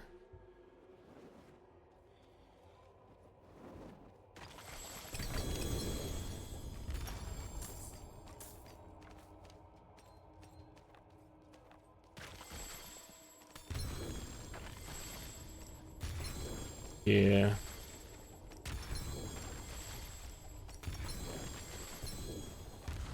The leveling is like skipping to the higher world tiers like 30 levels before you're supposed to. Or air quote, supposed to. You kind of are just so powerful now that like level 30 you do the level 50 dungeon. I think the only reason people don't do them earlier is because the items you get when you go to world tiers, the level requirement to put on sacreds and ancients are like, well, I can equip them now, so I should go now.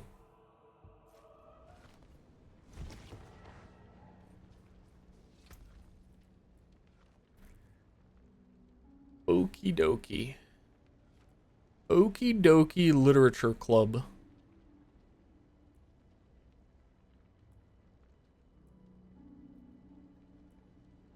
You know what I'm saying?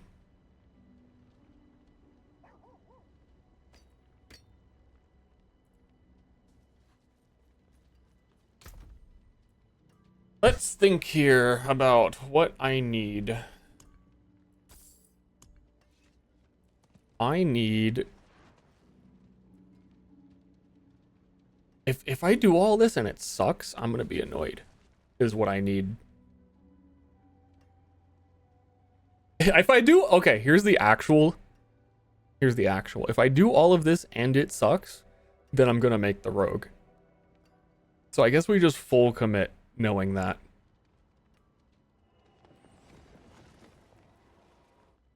So I'm just gonna... How costly is it to me for me to respec every single 3 million to refund Paragon board? I'll wait on that because that's less relevant. I think my Paragon is fine enough. Respec the whole skill tree is fine. For that is not very expensive. Respec cost 2 million. That's fine.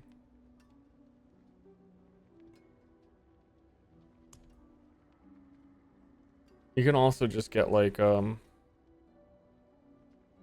can choose gold rewards at the end of this the horde, and you actually get a ton for it.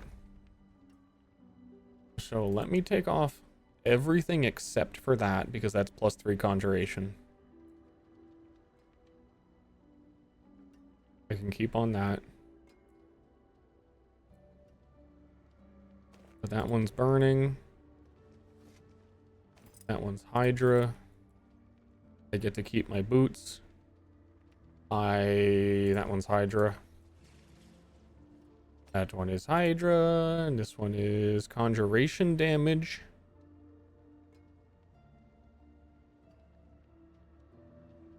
What I would need to change the imprint.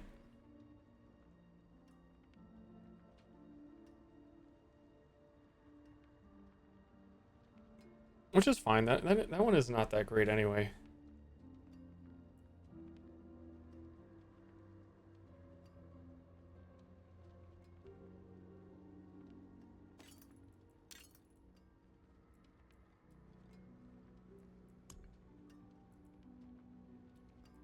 Okily dokily.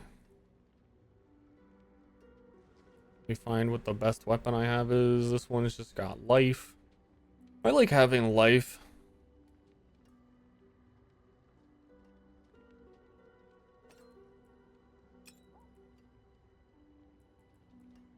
I already had this one from before. No, it has conjuration damage on it.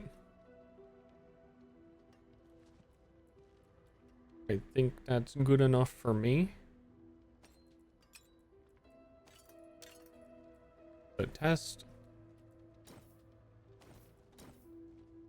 This armor was adding +2 to Frost Nova, and we're probably going to use Frost Nova. There's an auto trigger Frost Nova enchantment that is probably going to get picked. Maybe.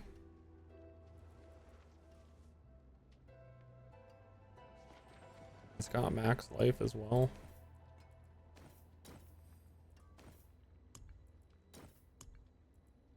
Love a wee bit of life.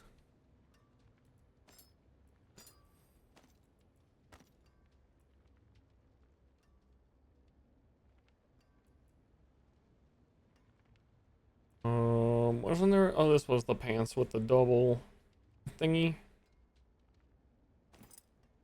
of irrelevant stats. Gloves. Do I not have a single pair? Got fireball bouncy.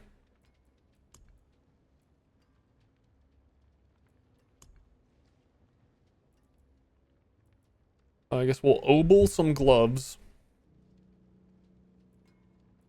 I think that's it. And we gotta set all of the tempers on them and stuff.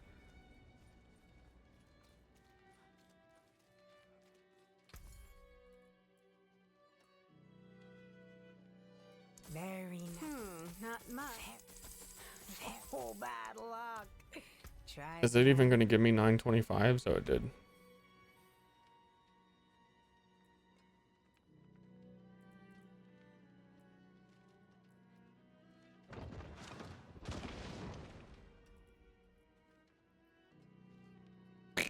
Shitty. Okay, time to temper everything.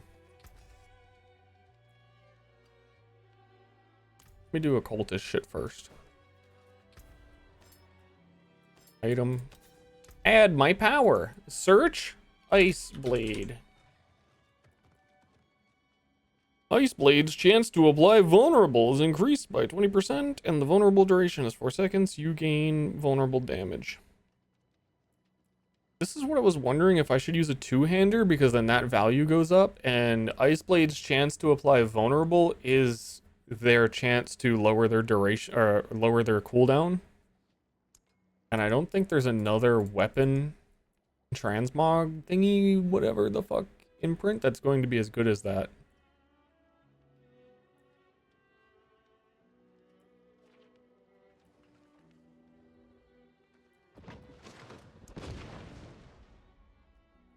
Yeah, I think that sounds correct to me. So if we can get them to like 100% chance vulnerable, we really need it. I think I had a two-handed staff here.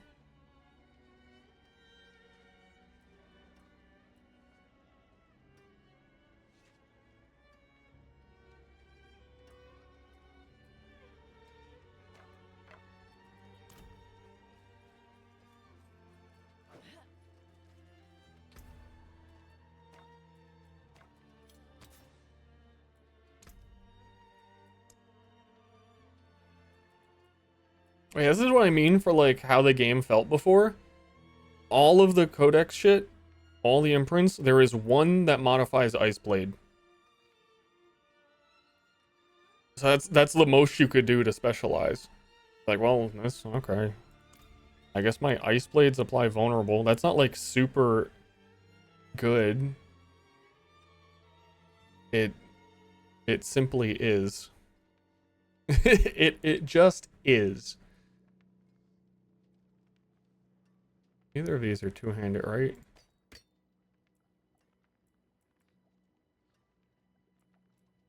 Very expansive.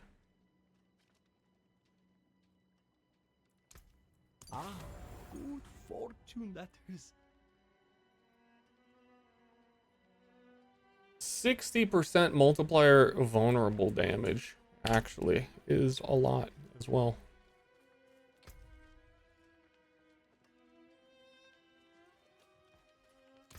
So then we take that and we have to temper it.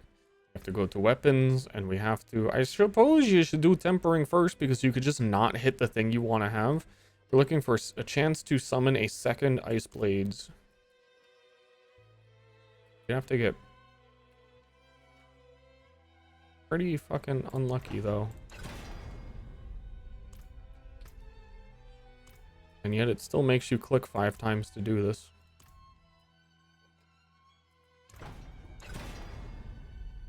Lightning Spear, click, click, click, click.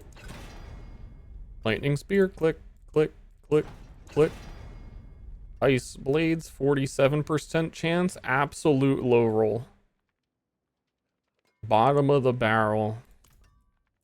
I'm gonna use it for now though.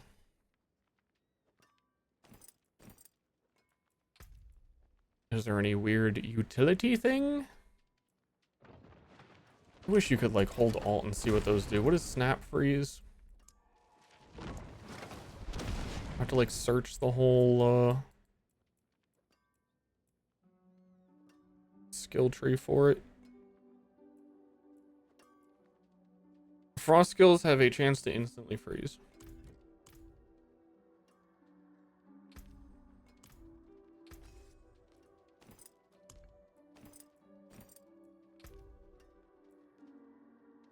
Yeah, luckily I didn't have to look through very much.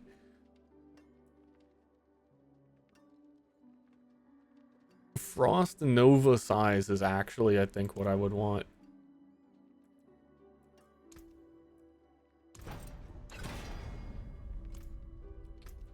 Click, click, click, click. Okay.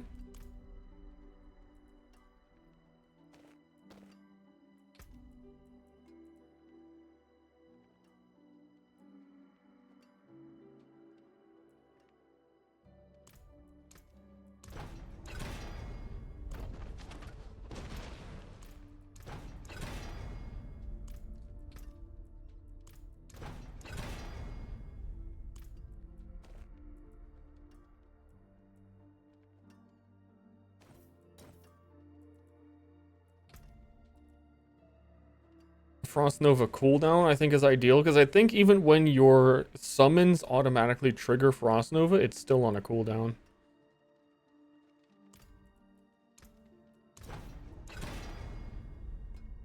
Okay, max rolled that first time.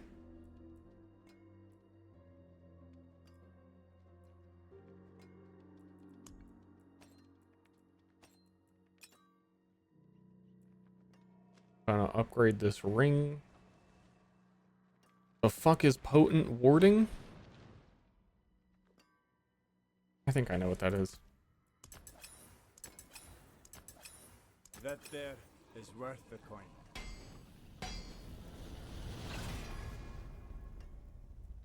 Cooldown reduction is freaking awesome as well. Because our whole build is cooldowns. I think that was everything, and now we have to make sure we just do all of the legendary imprints. Again, I really just wish that this was like on a character skill page and not on every single item individually, but hey, what are you gonna do?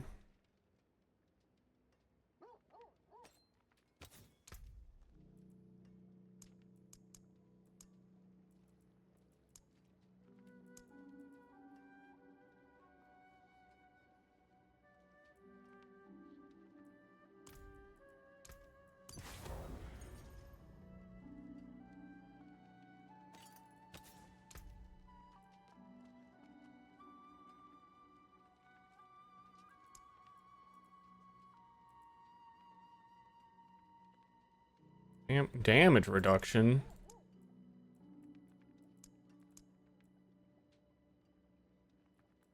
Who needs damage reduction? Using a cooldown restores mana.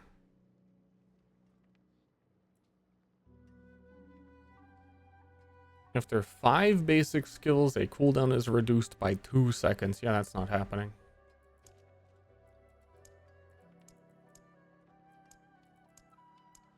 So I think it is we're looking for like, I think there's damage against vulnerable.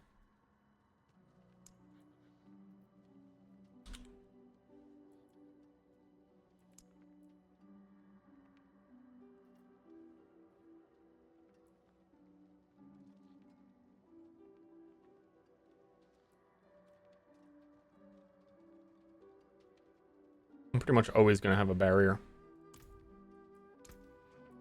as you gain a barrier when you use a cooldown ability. So 42% more damage to vulnerable enemies when barriered. Should be a lot of damage.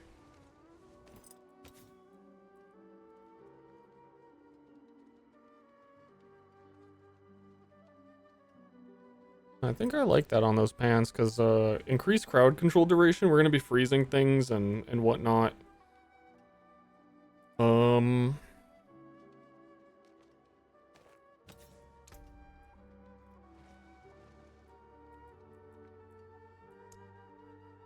really feel like I should take a defensive one. I do be dying. But also, if I take every single damage one, and you still can't kill things with these swords, then you know. The avalanche.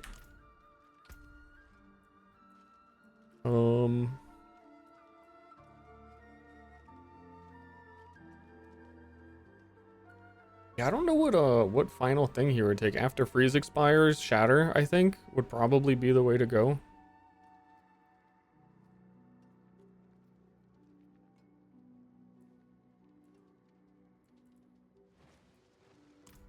No witchcraft here. Oh Only no. honest magics. Explosions from the shatter passive deal increased damage. I think I need something like that because the swords don't have like splash damage themselves. So any AoE in the giant arena of 4,000 monsters will be helpful. That's a good omen.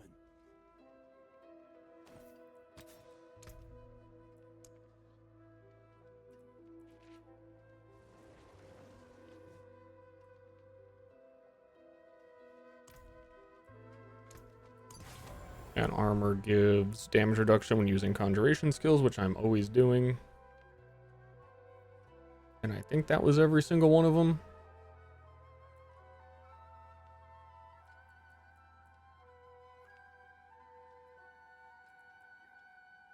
Oh, the pants weren't functioning because the helmet already had that.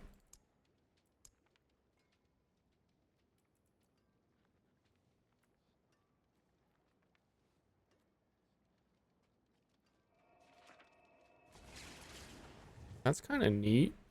Evade freezes. Definitely feel like there's one that just like gives life or something.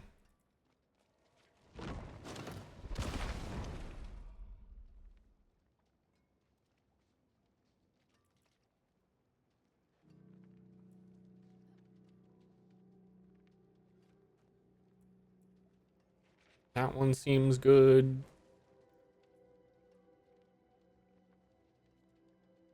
That one seems very good. Ooh, doesn't like to be immune to damage. Okay.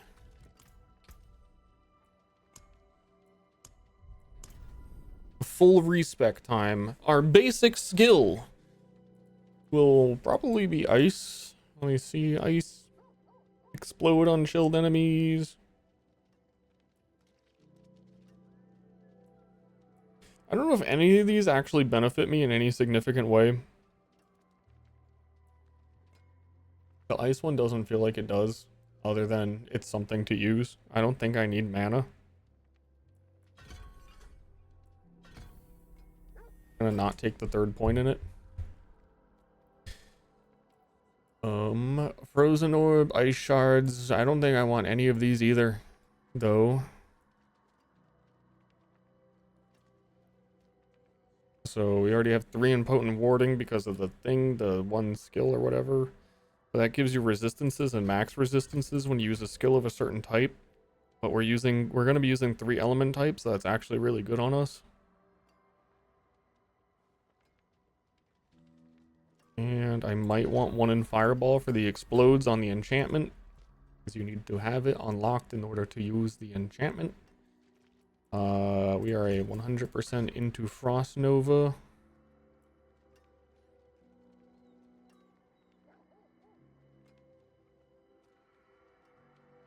Dodge chance.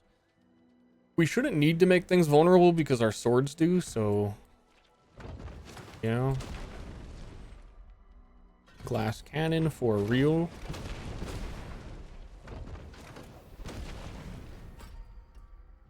Ice blades max rank.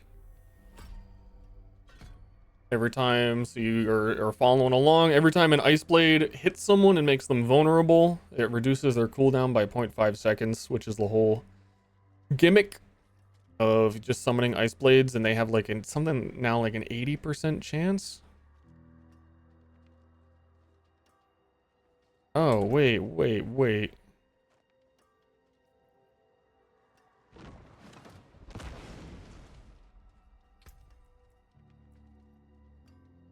He has 80% chance to vulnerable on a hit. And then I think... See, this one's really good because your ice blades gain attack speed per ice blade, and we're trying to have a lot, so they should be just going like... And then they should be adding more cooldowns to get more of them. The other way is you get their cooldown reduction. Does this one mean it's applied to my other skills and not itself? I don't know. I think it's the attack speed one because we're going for 1,000,000. Either way. And then this one, damage for every conjuration you have. This is gaining shield every time you use a cooldown, which we're going to be doing all the time, and we need a barrier shield. Let me keep up to date with what I'm doing on my skill tree, so I know how many skills I actually have in the rotation.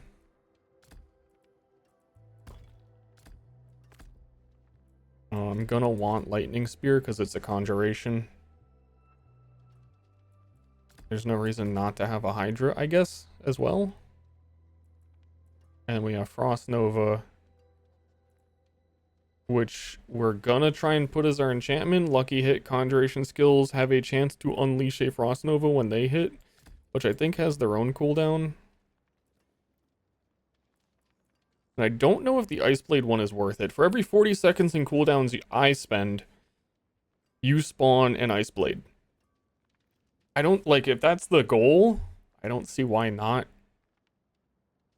And I do have cooldown abilities, and it itself is a cooldown ability.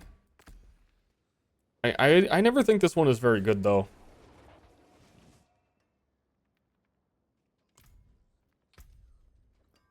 Okay, so we have like 1 extra skill we can use, which is probably going to be like ice armor or something, which is also a barrier.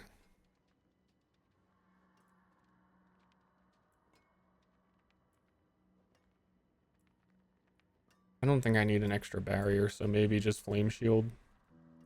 Or I was just using teleport, because teleport gives me a barrier, because it's a cooldown ability. And who doesn't want to teleport across the arena?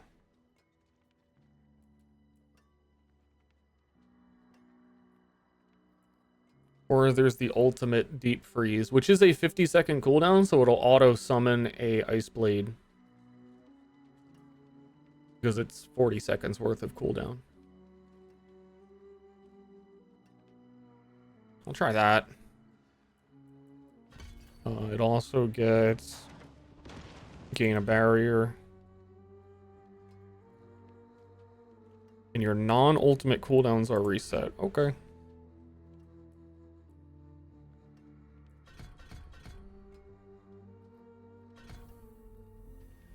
What are these frost one? Barriers have increased duration.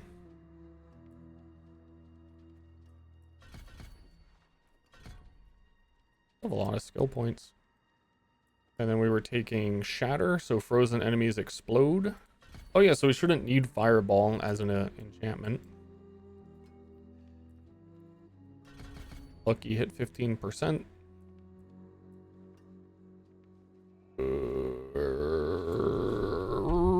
17 points remain.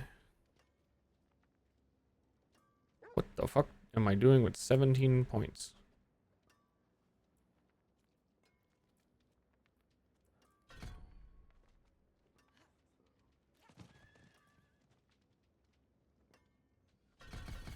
I mean, I'm probably just gonna take like every single cold thing. That's all multiplicative damage there. Is there a decent shock one? Because we should be shocking with lightning spear.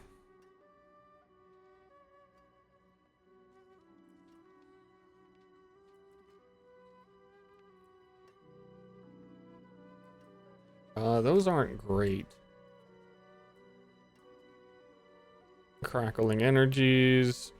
Deal a ton of lightning damage to enemies you stun. I'm kind of stunning things a lot. And it doesn't even have to be a lightning skill.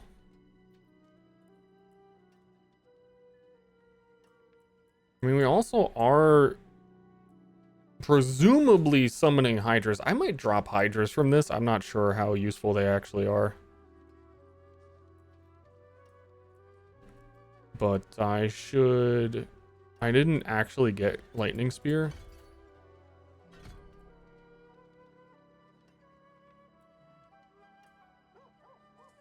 There's more stun.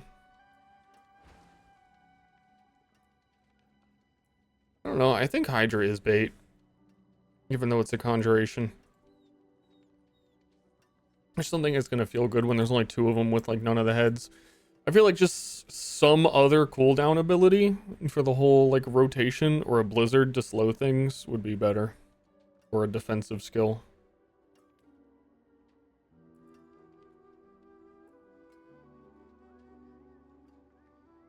Yeah, I don't think I should fuck with hydras.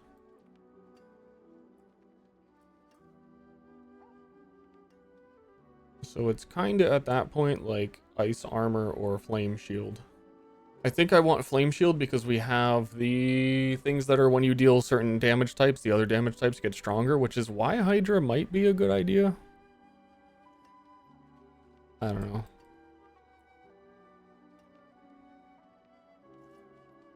I just want to see. I want to see how Hydra does before I give up on him.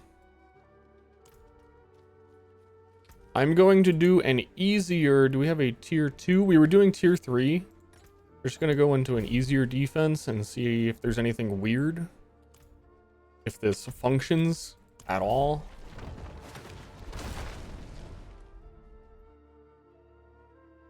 Yeah, auto flame shield is really good. I think I had that, but I don't think I do anymore. I'm just gonna start. Oh, whoops. Wrong button. Good start.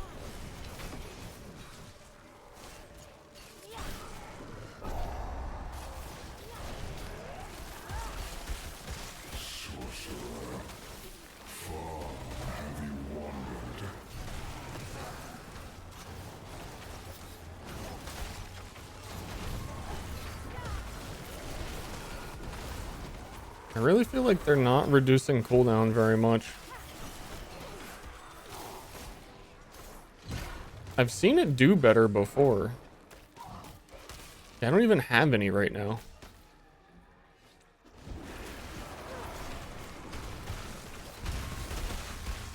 And wait, I'm not even seeing when I use a cooldown. Oh, that's not how it works anymore. I'm thinking of an old version of it. Considering this is a lower difficulty, I think it's time to play a rogue. You know what I mean?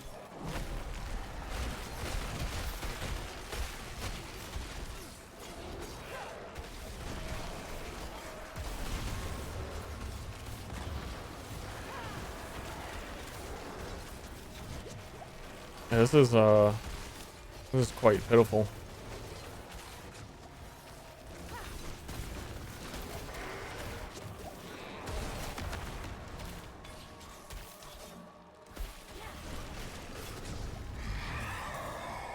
Is there anything that I can do to help this thing along? I have the enchantment. I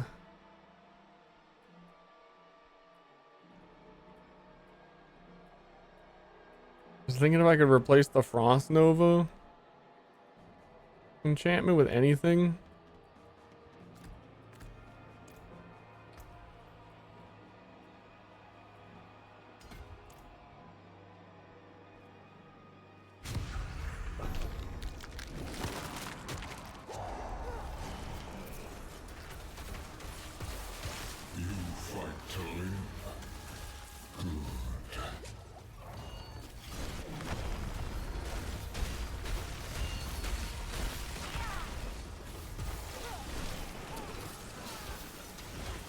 And I'm just constantly staring. The one thing I don't like about this is how, like, I really am just 100% of the time staring at my own cooldowns.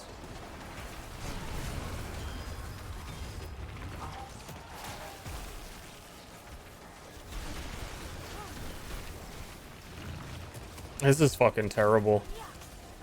If this were the other difficulty that we had been on, I'd be like, maybe if we goof around, like, I can get this to work.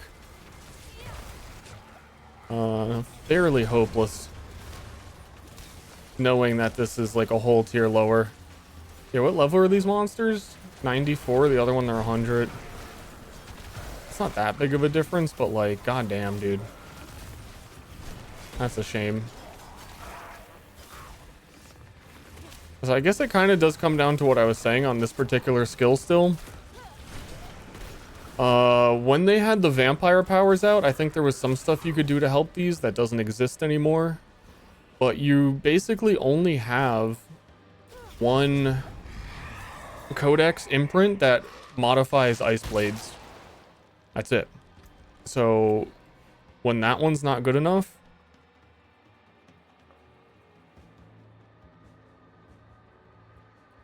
I'll try the cooldown on other skills to see if that can help me spawn more with the cooldown synergy.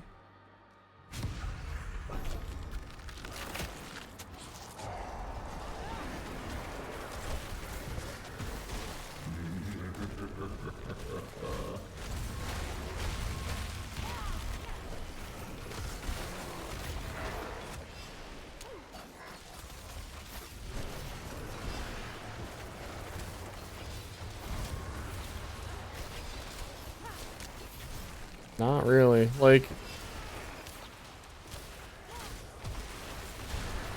I don't know what maybe it was the invigorating thing that you get from Hellboars baited me earlier that I don't know what. I think that gives you attack speed, but it might also give cooldown reduction.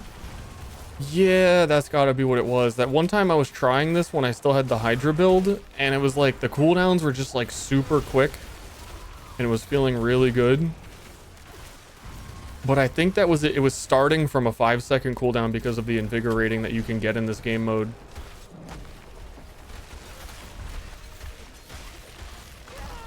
My armor to the cap. I don't know what the armor cap is, but I was at 70% resists.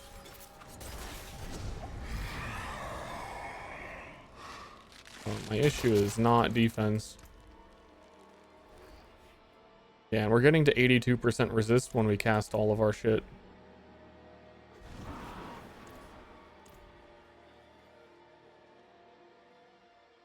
Yeah, I think I got baited.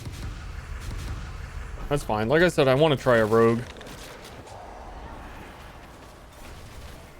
So I'm not too disappointed.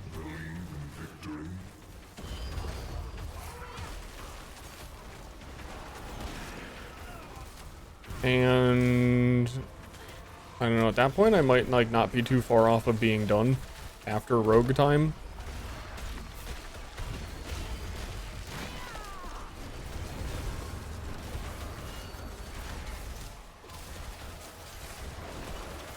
Though maybe there's some like unique items that give just flat cooldown reduction. And then if I stacked cooldown reduction, then we could come back to this at some point. Because that's really like the base of starting at 12 seconds of cooldown for this is just too much. 13, excuse me, 13.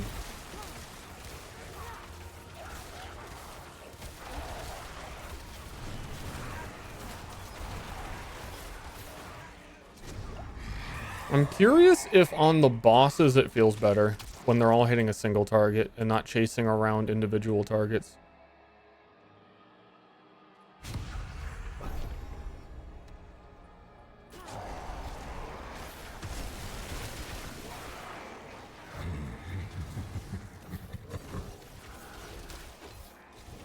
And there may be more sources of conjuration duration that I'm unaware of.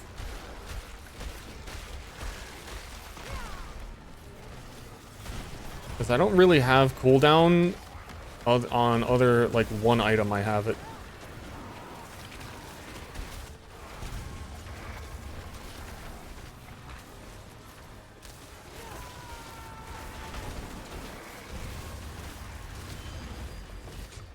Oh, also, wait.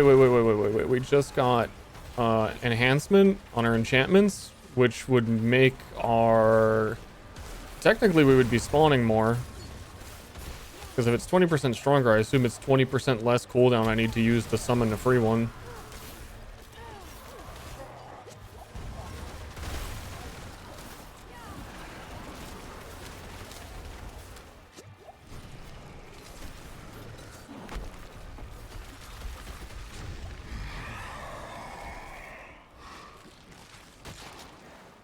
Does it say what their duration is on them?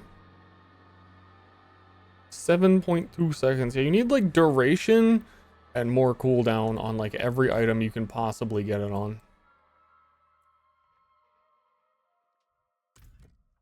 Also, is there another enchantment that would be even a little bit useful? Use a cooldown, enemies around you are stunned. That's pretty good.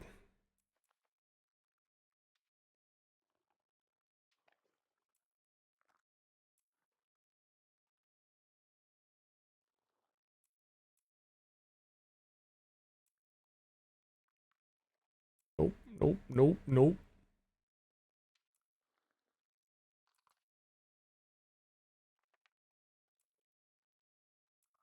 Not really.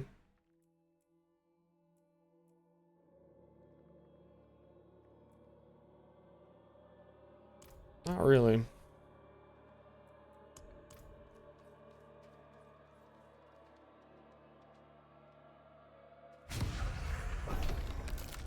The other Ice Blade passive? I did, I switched.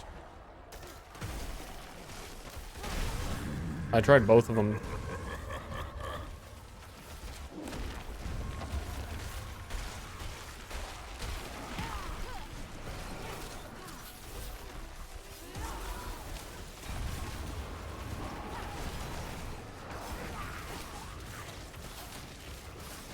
Like, I think it's almost there, and like I'm saying, I think just I would need more items that have more synergy with it rather than like the random assortment of shit I put on.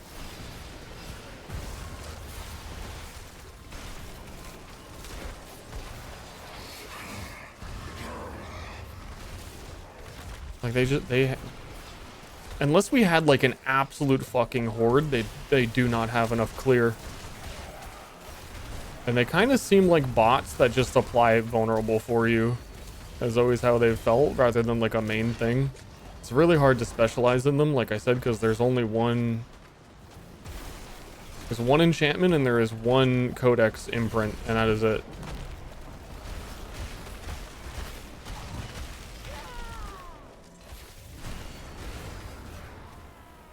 And I also think a higher chance to freeze on more abilities would go a long way in clearing stuff, because then the shatter explodes them.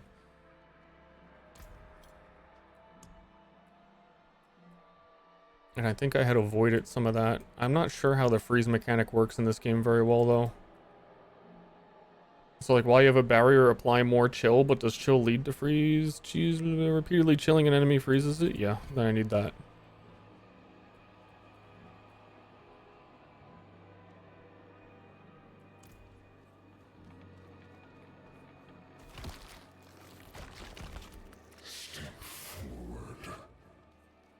I want to see how much damage we can blast on one of these guys.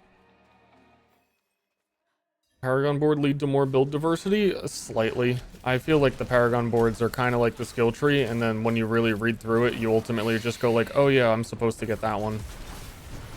There's only 8 different boards, and they only have like one really unique power on them, and your build is only going to benefit from like 3-ish. So you're just going to get 3 of the ones that you benefit from. There's a lot of swords hitting that guy. See, it's cooling down.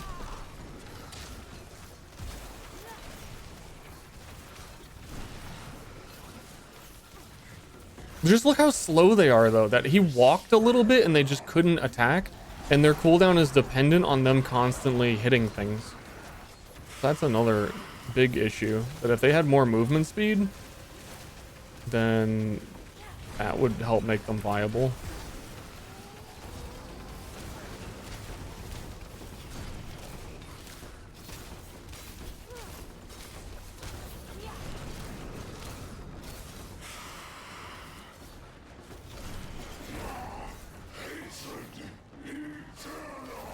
I think this has been like a more clear demo of what's happening.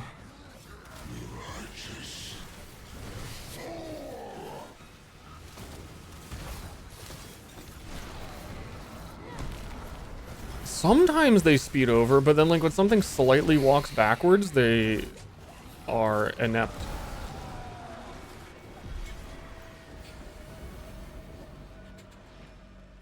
Kinda, but not really. I mean, they do add... I don't know. Saying build diversity is kind of hard. You get all these glyphs. I think if you just read through what your build's trying to do, there is a glyph that is relevant to you, and you'll use that one. There's a little bit of variation, obviously, you could do. With depending on what you're focusing on, but I still feel as though the decisions themselves kind of straightforward. It just takes a lot of reading before you get there, of like checking each and every single one of these, of like there's no search on these. But if you did like a burning build and you search burning, there's like 3 that go with burning, and it's very reasonable that you're going to socket 3 glyphs. Attack speed, increase summon move speed. It's a good question. A patch or 2 ago, when there were seneschals, they made it so that summons inherit your stats. So I don't know the answer to that. Would they get my attack speed? And then scaling attack speed would help them hit more often and help me summon more often.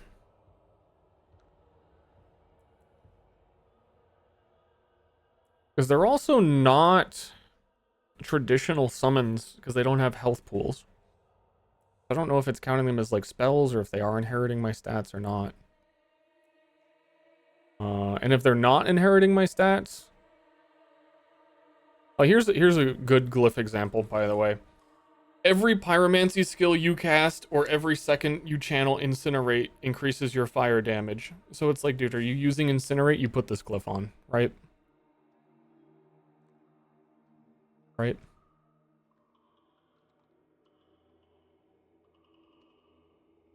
Indeed. Or one of the 3 burn ones. Yeah, I still have like a lot of burn stuff. No, these ones were mostly conjuration. Yeah, that's what I'm saying. I don't know if basic attack speed actually affects them because they're not actually summons. In the same way other things are summons. I'm sure I could probably Google it and be disappointed. But I do want to try a rogue, so I'm not too obsessed with what's going on here. Matter of fact, I feel like I should just take all of the gold, considering how much I just used.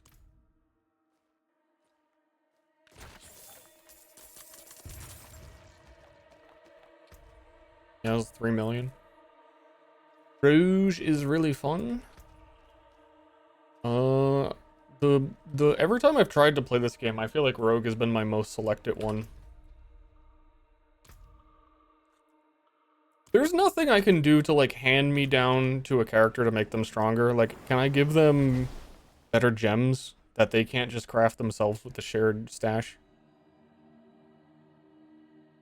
Because everything is also level requirements. I don't think I could. Oh, you paid $28 for that fucking loser.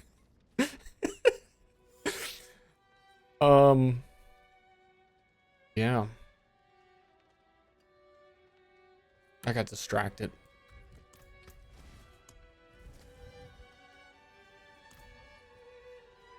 So easily.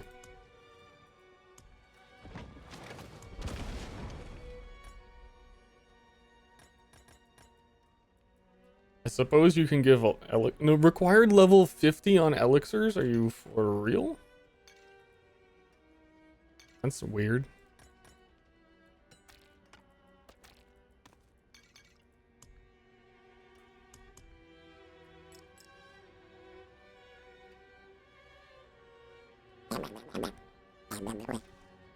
And then yeah, everything I'm wearing is gonna be like a level 80. I can't help a boy out. On God. I think he'll just be able to use the gold himself.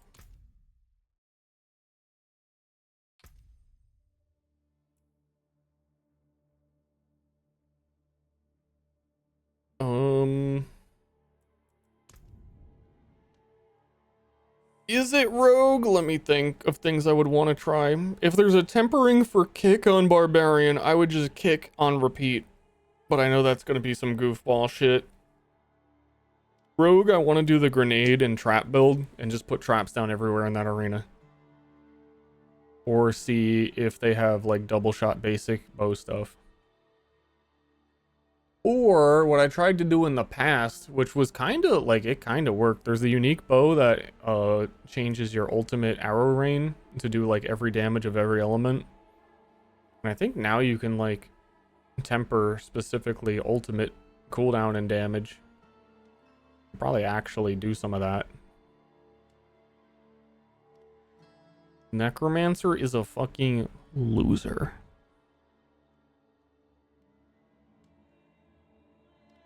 And Druid werewolf form is the coolest part of Druid, and it is raw stank.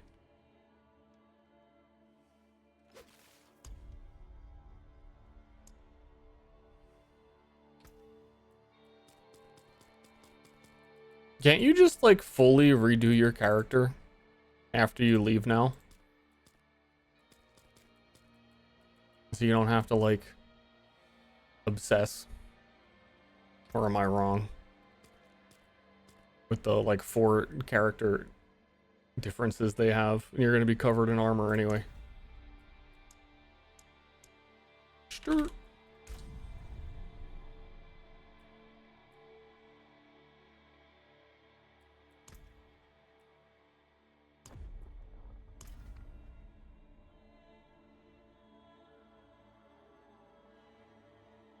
Oh, Bib.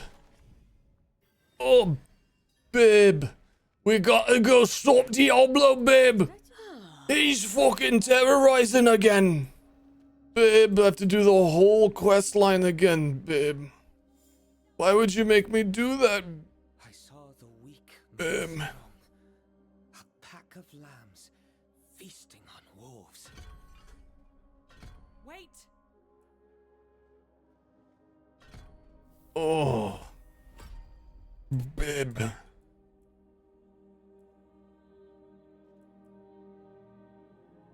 Beep, beep, beep, beep, beep.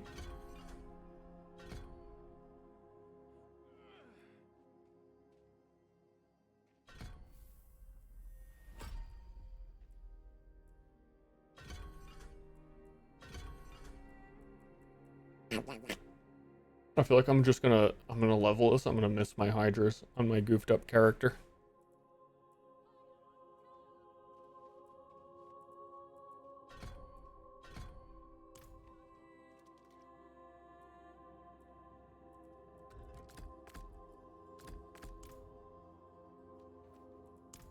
something my mother will light a candle for you.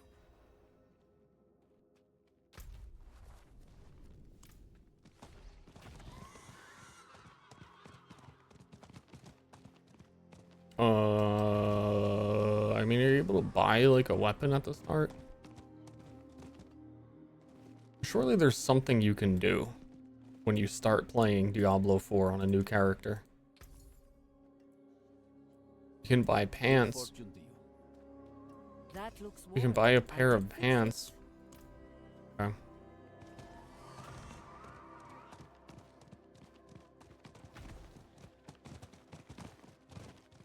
I don't know how much longer I'm gonna go with the stream. It's already getting late, and I was kind of banking on the ice blade thing. Not. I don't know. I thought it was gonna be a little bit redeemable. I saw the weak made strong.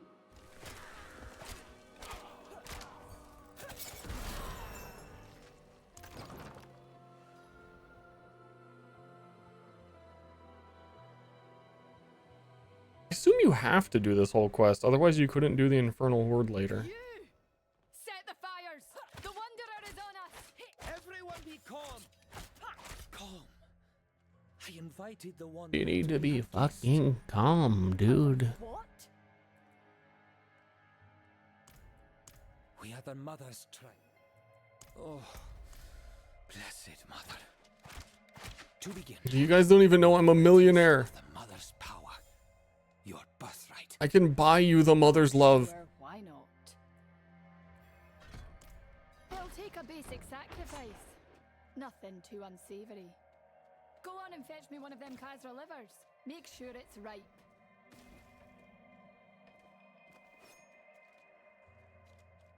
Actually, I might stream for like just a We take what is necessary to Enough! thinking about it. Thinking about when places close. Thinking about it. Crushed. Go on, Wanderer. Chop up! Your power's inside. Damn it, it's still. Nothing, eh? Come on. Try a bigger one.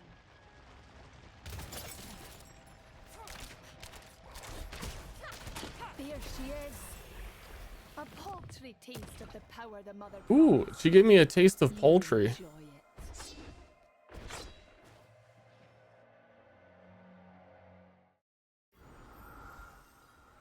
I did forget how late I started as well.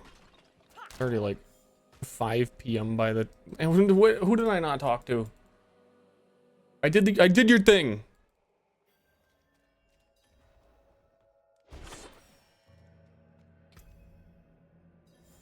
Oh, they give you the whole thing again. I guess that makes sense because you get like rogue specific rewards.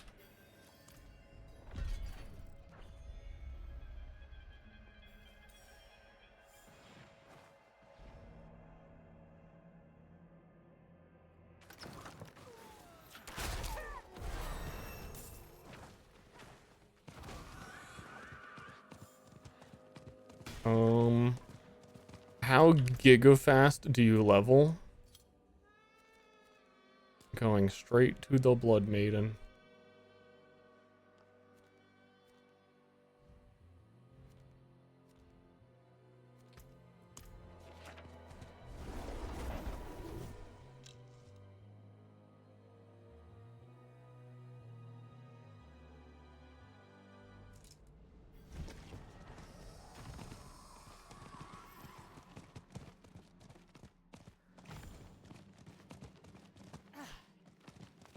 Climb, you fool!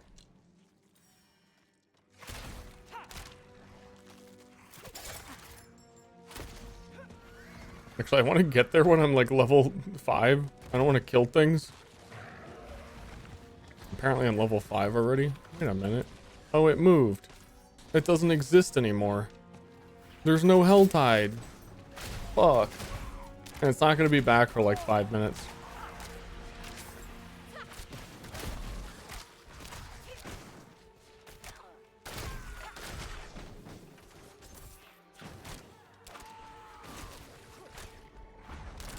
Unfortunate.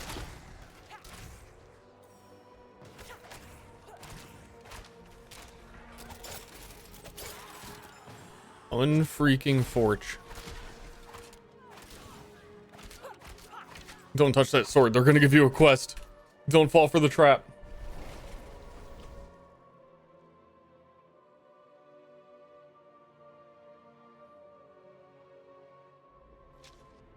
What makes this season good? You can actually specialize your character a little bit. I like the new season mechanic because it just throws a million monsters at you.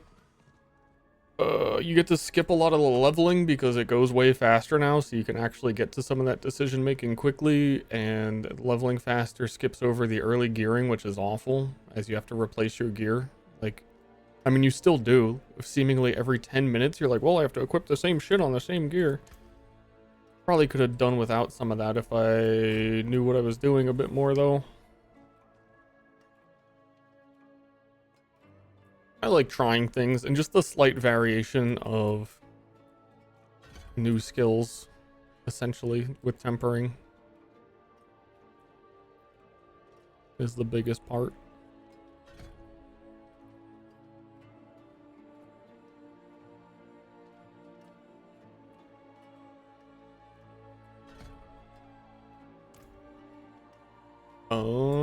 That's unfortunate. The quickest way to level is Hell Tides, and the Hell Tide just disappeared once we switched the character who wanted to level.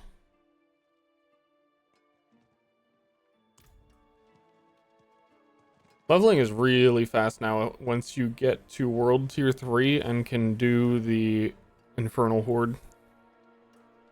And even before that, it goes pretty quick. We're doing Hell Tide stuff. I kind of just want to chill till the Hell Tide then.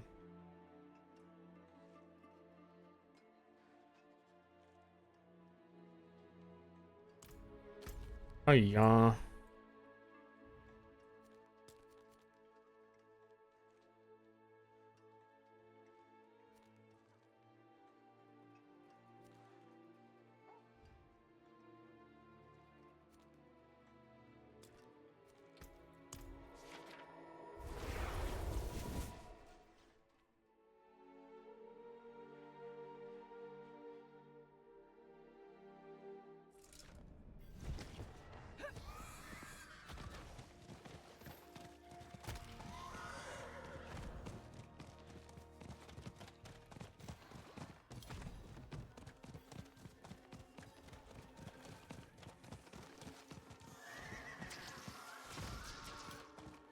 Try and zoom through a dungeon, and Hell Tide will be back.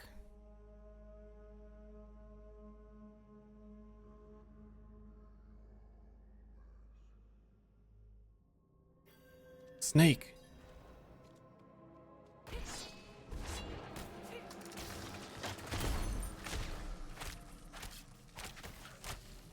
Actually, I'm curious if there were any buffs on Werewolf Druid.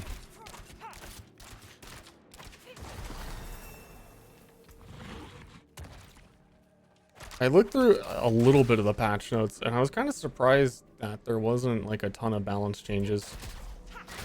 So again, probably PoE pilled. Unfortunate.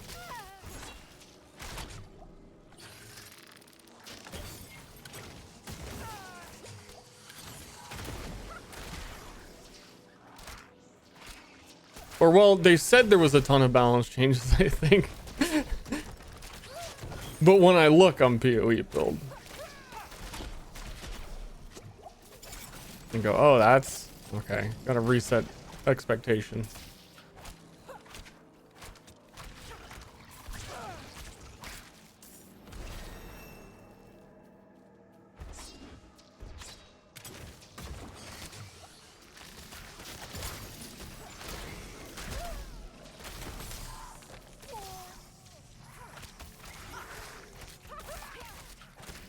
Oh, whoa. I do remember trying to start off with bombs being a pain, because you don't really even get a lot of their synergy until later.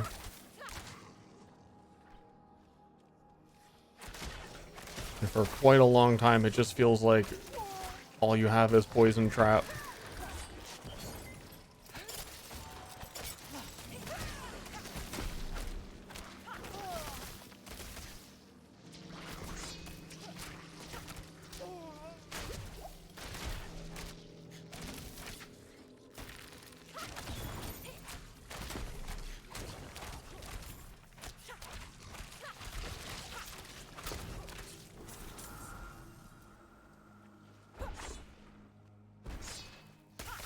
Dude, it's an open party. Holy shit. Oh my god, I could get in there.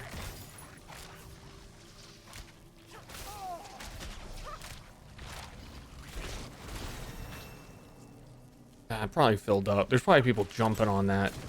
Lord Zier? I mean, come on. That's gotta be full already.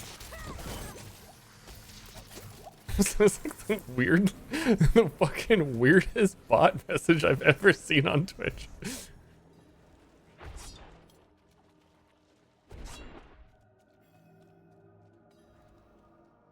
I kind of just feel like it's that guy, not a bot, like going through the different channels.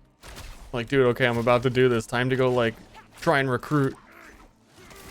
Dude, no one in here plays this game. Who the fuck is Lord Zier, dude? No one knows.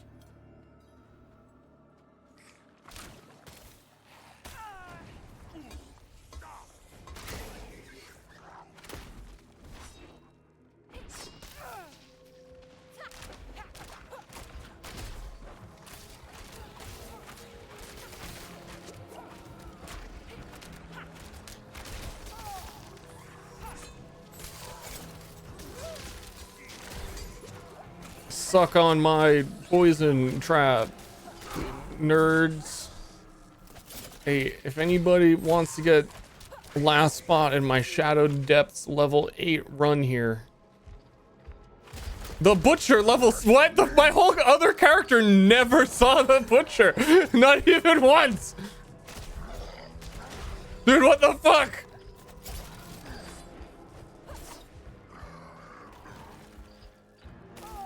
I am wholly unprepared for this. Ah, fuck!